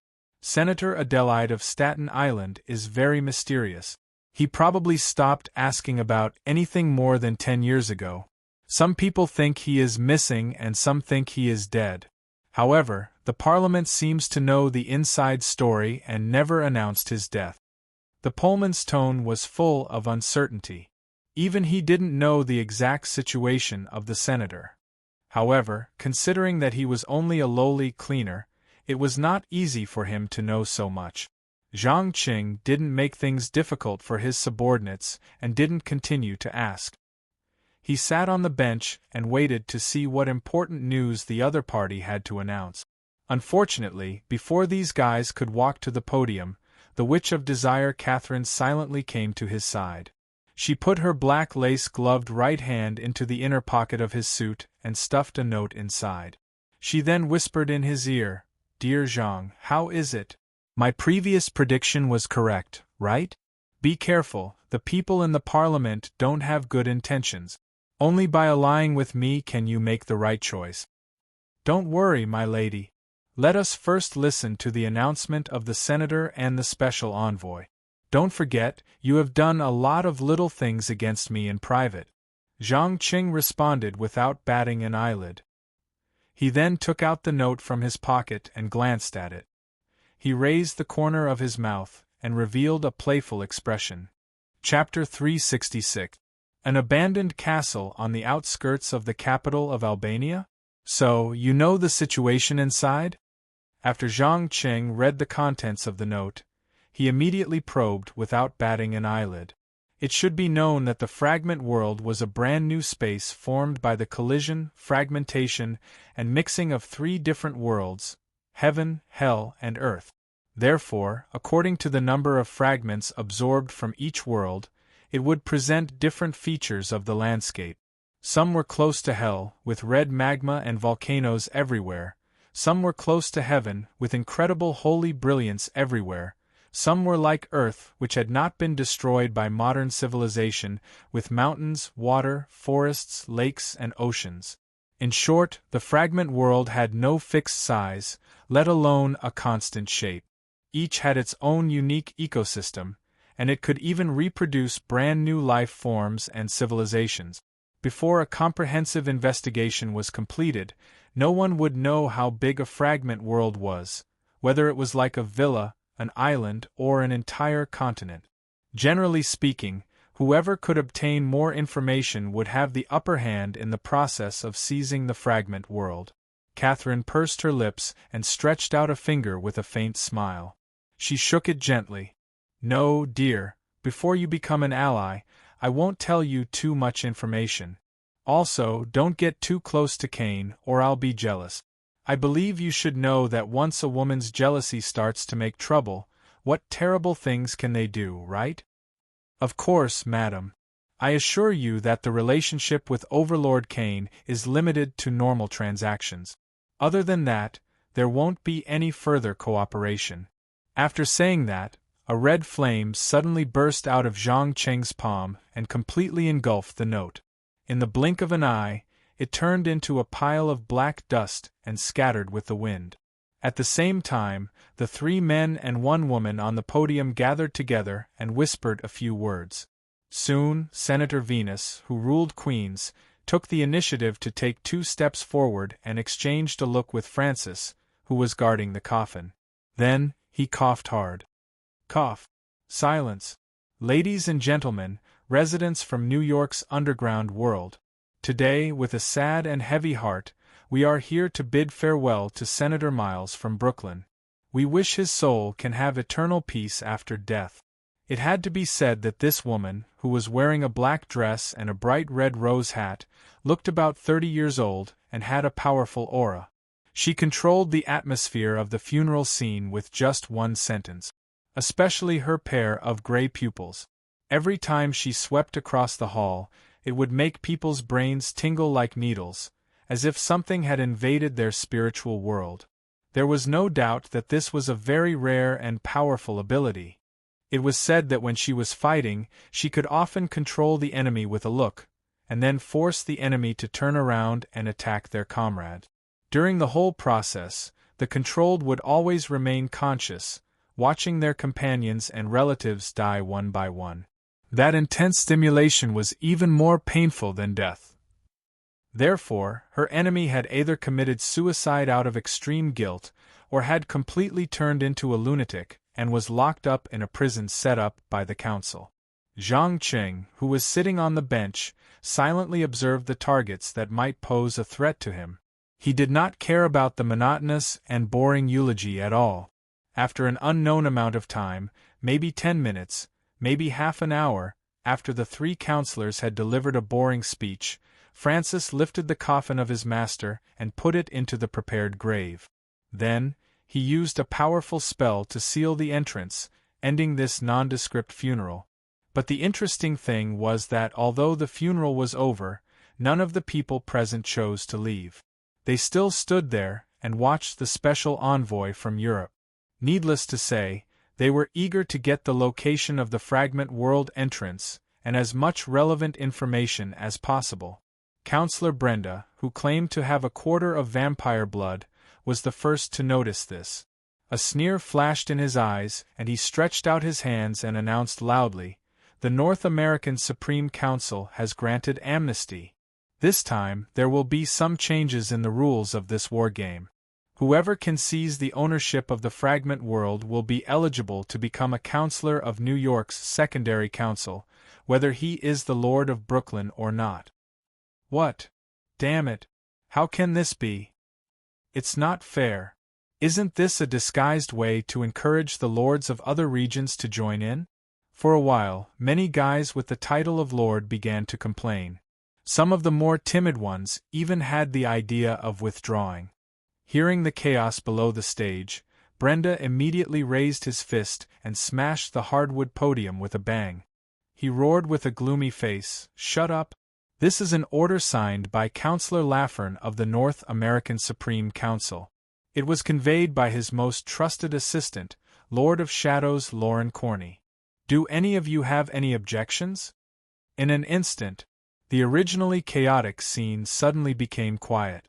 Countless pairs of eyes were cast at the man standing in the corner as if he was about to merge with the shadows. Seeing that the unruly lords were frightened by the name of the Lord of Shadows, Brenda pursed his lips and showed a disdainful expression. Then, he shook off the sawdust on his clothes and continued, "From now on, the lords of Brooklyn have a month to prepare. After a month, bring your army to the designated dock warehouse. Now I announce, Brooklyn has officially entered a state of war. Let's fight. People of the underground world. Use blood and death to forge the path to power." As the last word fell, a pair of bright red bat wings suddenly appeared behind him, as if they were fished out of blood. Feeling the pungent smell of blood in the air, and the people around him gradually becoming more and more excited, Zhang Qing turned around and walked out of the auditorium without looking back. As one of the few people with a clear head, he knew that from this moment on, the drama of countless conspiracies and power had finally begun. However, this time, he did not know the so-called plot, nor did he know what kind of plans and trump cards his opponents had. He could only rely on his real strength to kick away every obstacle that stood in his way. But before that, he needed to recruit a few knights and then take over his own territory. "Pullman, how's the training of the new werewolf I gave you last time?" Zhang Qing suddenly asked without warning. "You mean Clover? Well, I'm not sure about his current state. It's better for you to take a look yourself." Chapter 367. Darkness, dampness, coldness, hunger. Clover couldn't remember how long he had stayed in this dark basement, nor could he remember the last time he had eaten. In short, his entire body was now bound by heavy chains as thick as a bowl. He couldn't even remember his original human form. He could only twist his body with all his might, trying to break free from these annoying shackles. He would rush to the streets to kill one life after another, and then devour their flesh to satisfy his subconscious thirst for food. Just as he was about to lose his rationality and ability to think, completely turning into a ferocious beast, a dot of light suddenly appeared in the air, followed by a cloud of white smoke. The choking smell immediately made the werewolf's extremely sensitive nose uncomfortable, and he subconsciously shrank back. About 2 to 3 seconds later, an old man wearing a tattered black shirt and a lame leg came forward, cursing with a rather unfriendly attitude. "Damn it! Little wolf cub! How many times do I have to tell you? Don't succumb to your subconscious desires. Remember, first of all, you are a human with flesh and blood, feelings and thoughts. Next is the beastly nature of a wolf." "I'm sorry, old man. I don't know why, but whenever I smell blood, I become abnormally excited. Following that, the desire to kill quickly surges into my brain." Clover's large wolf head drooped, a strong sense of shame in his eyes. "Sigh, forget it. It's already an amazing achievement for you to be able to freely switch between human and werewolf in such a short period of time. Let your master take care of the rest of the trouble. Now put on your clothes, I'm coming. Someone is coming to pick you up."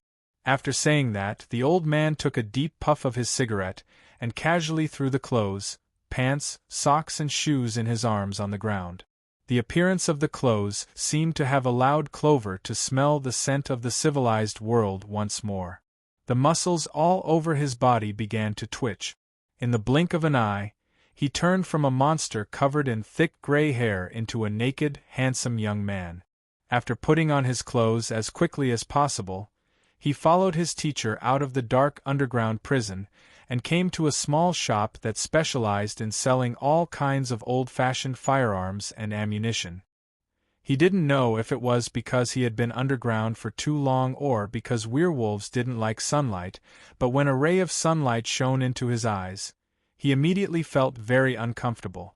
The old man did not pay attention to the young man's reaction. He limped to the counter and shouted at the Pullman, "Hey! I've brought him to you. For the record, he hasn't completely controlled his thirst for blood and slaughter, so it's best not to let him smell the thick scent of blood. Otherwise, I can't guarantee what will happen. Don't worry, old werewolf. I have many ways to ensure that even if he loses his mind, he will still obey orders." Before the lawyer could speak, Zhang Qing took over the topic. "You? Who are you?"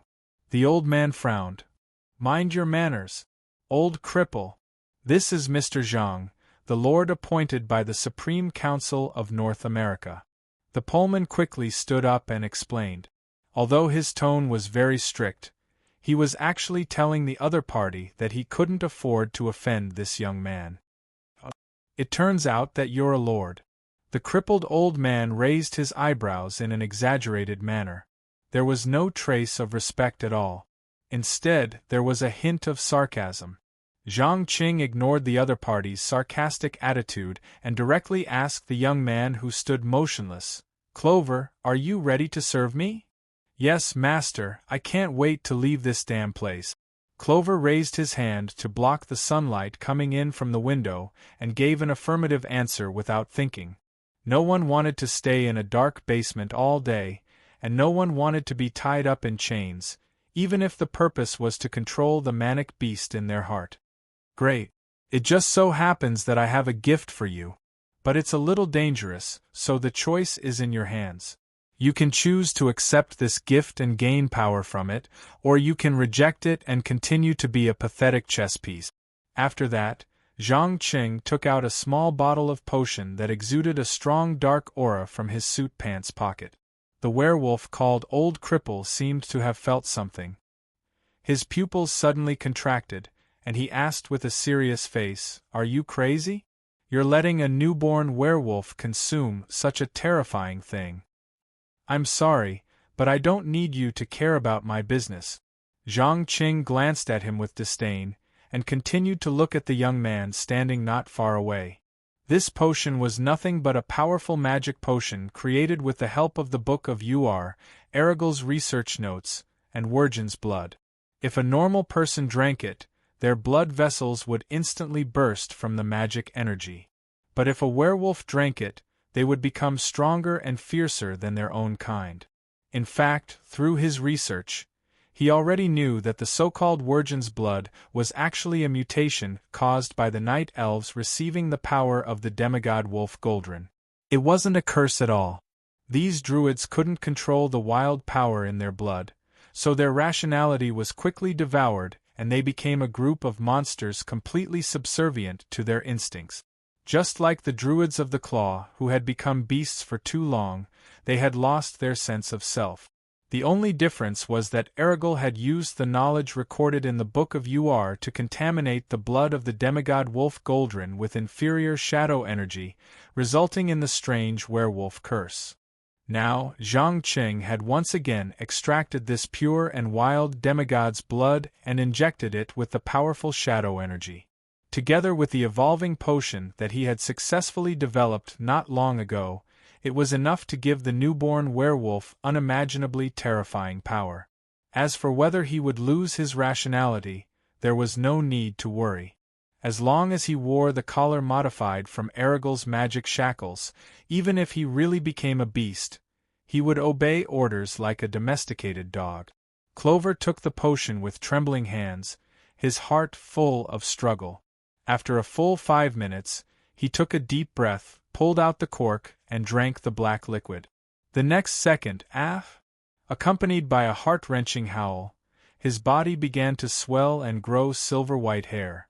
The unimaginable pain caused the young man to go berserk, and he directly pounced on the old cripple closest to him. After the old cripple was attacked, he immediately transformed into a black-haired werewolf and pounced on Clover to tear him apart. Chapter 368. Brat, wake up! Don't force me to kill you! The old cripple pushed the bloody maw away with all his might while trying to wake up the young man who wanted to kill him. "Awoo!" Unfortunately, Clover's eyes had turned completely blood-red and he had lost all rationality. His mind was filled with thoughts of tearing apart the prey in front of him and relieving the immense pain he was enduring through blood and slaughter. Left with no other choice, the old cripple could only sigh in his heart. He opened his mouth and bit down viciously on the young man's neck. According to his estimation, even if this bite couldn't break the cervical vertebra, it could still tear apart the aorta and render the young man immobile. But the moment his teeth came into contact with the hair, he suddenly felt a cold and sinister energy surging into his body. Soon after, the wound that was clawed open began to rot rapidly, emitting an unpleasant stench. What was even more frightening was that this energy had severely damaged the nerve transmission system, rendering him unable to exert any strength. In the end, he couldn't even bite through the hair on his opponent's neck. Moreover, through the pupils unique to werewolves, the old cripple could clearly see that Clover's muscles were becoming more and more developed. His teeth and claws were even emitting a faint black glow, as though something unclean was attached to them. Before he could react to what this meant, Clover suddenly tore off his right arm. The old man couldn't bear the excruciating pain any longer and let out a tragic cry. Before the young man's attention was diverted, Zhang Qing immediately instructed without turning his head. "Pullman, go to the car and bring that silver collar over." "Understood." The sweaty lawyer didn't say anything else and immediately sprinted out of the shop with 100 meters of speed. He carried a metal collar as thick as an adult's waist from the back seat of the car and ran back. One must know that as the potion began to take effect, Clover had swelled from his normal werewolf size to more than 2 times. Especially the earthworm-like black blood vessels hidden under the silver fur, they simply gave one goosebumps all over. The old cripple couldn't resist at all in the face of his frenzied attacks. In the blink of an eye, he lost both his arms and would probably be torn apart in a few seconds. "Relax, Pullman. He doesn't pose any threat to us." Zhang Qing comforted his subordinate, whose legs were constantly trembling as he took over the rather heavy collar and directly put it on Clover, who had clearly lost his rationality. In an instant, the arcane runes engraved on the collar's surface flashed with a faint purple radiance. The next second, the young man whose body had almost completely transformed into a giant wolf suddenly stopped all his attacks. His 2 blood-red eyes, although they still revealed boundless madness, they maintained their eerie silence. "Hee, that's right. This is the werewolf I want. A powerful, crazy, and completely obedient monster." After saying that, Zhang Qing even reached out his hand and patted the big furry head. His attitude was as if he was talking to a large husky instead of a monster that could swallow an ordinary person in one bite. Whether or not Clover would come to her senses had never been his concern in the first place. Recovering his rationality was naturally a good thing, but it wouldn't make a difference if he could never recover. After all, he only wanted a breeding machine that could mass-produce cannon fodder. Any creature that was infected by Clover would fall into a state of extreme madness and no longer be restrained by reason. They would madly attack everything that moved around them, whether it was humans, animals, or undead. "Master, do you need me to call the cleaners to clean up the scene?" Hearing the sirens approaching from afar, the Pullman immediately asked cautiously. Zhang Qing nodded without hesitation. "Of course. Also, call for a fully enclosed truck. I need to transport it to a safe place." "Understood, I'll take care of everything." The Pullman was clearly very clear about his position and gave a guarantee without hesitation. As a resident of the underground world with low combat strength, the only thing he could rely on was his rich experience in dealing with emergencies and various underhanded methods. "Not bad. I'm very satisfied with your work attitude. Also, you've always wanted this, right?" Zhang Qing slowly took out a night badge from his pocket. Gulp. Staring at the badge with the English letter K, the Pullman subconsciously swallowed a mouthful of saliva. After a while, he excitedly replied, "Yes, Master. Although I know my current strength isn't worthy of it, I swear I'll do my best to make up for it in other ways. Dear Pullman, you haven't realized what your greatest value is. Do you think I accepted you because of your near-zero combat strength? No, I'm interested in your brain. It's the wisdom you've honed while living in the crevice of two worlds. Please remember this, or I don't mind replacing you with a smarter person. As the last word fell, Zhang Qing casually threw the badge over. Then, he directly entered the black car and waved his hand, indicating the banshee imprisoned in the body to drive. Through the rearview mirror, Patty glared at him with eyes full of hatred. She lifted her high heels and fiercely stepped on the gas pedal. In fact, as an artificial life under the strict control of magic, without the master's permission, she couldn't even make a sound. Even when she was fiercely fighting with the opposite sex to the limit of physical pleasure, she was no exception.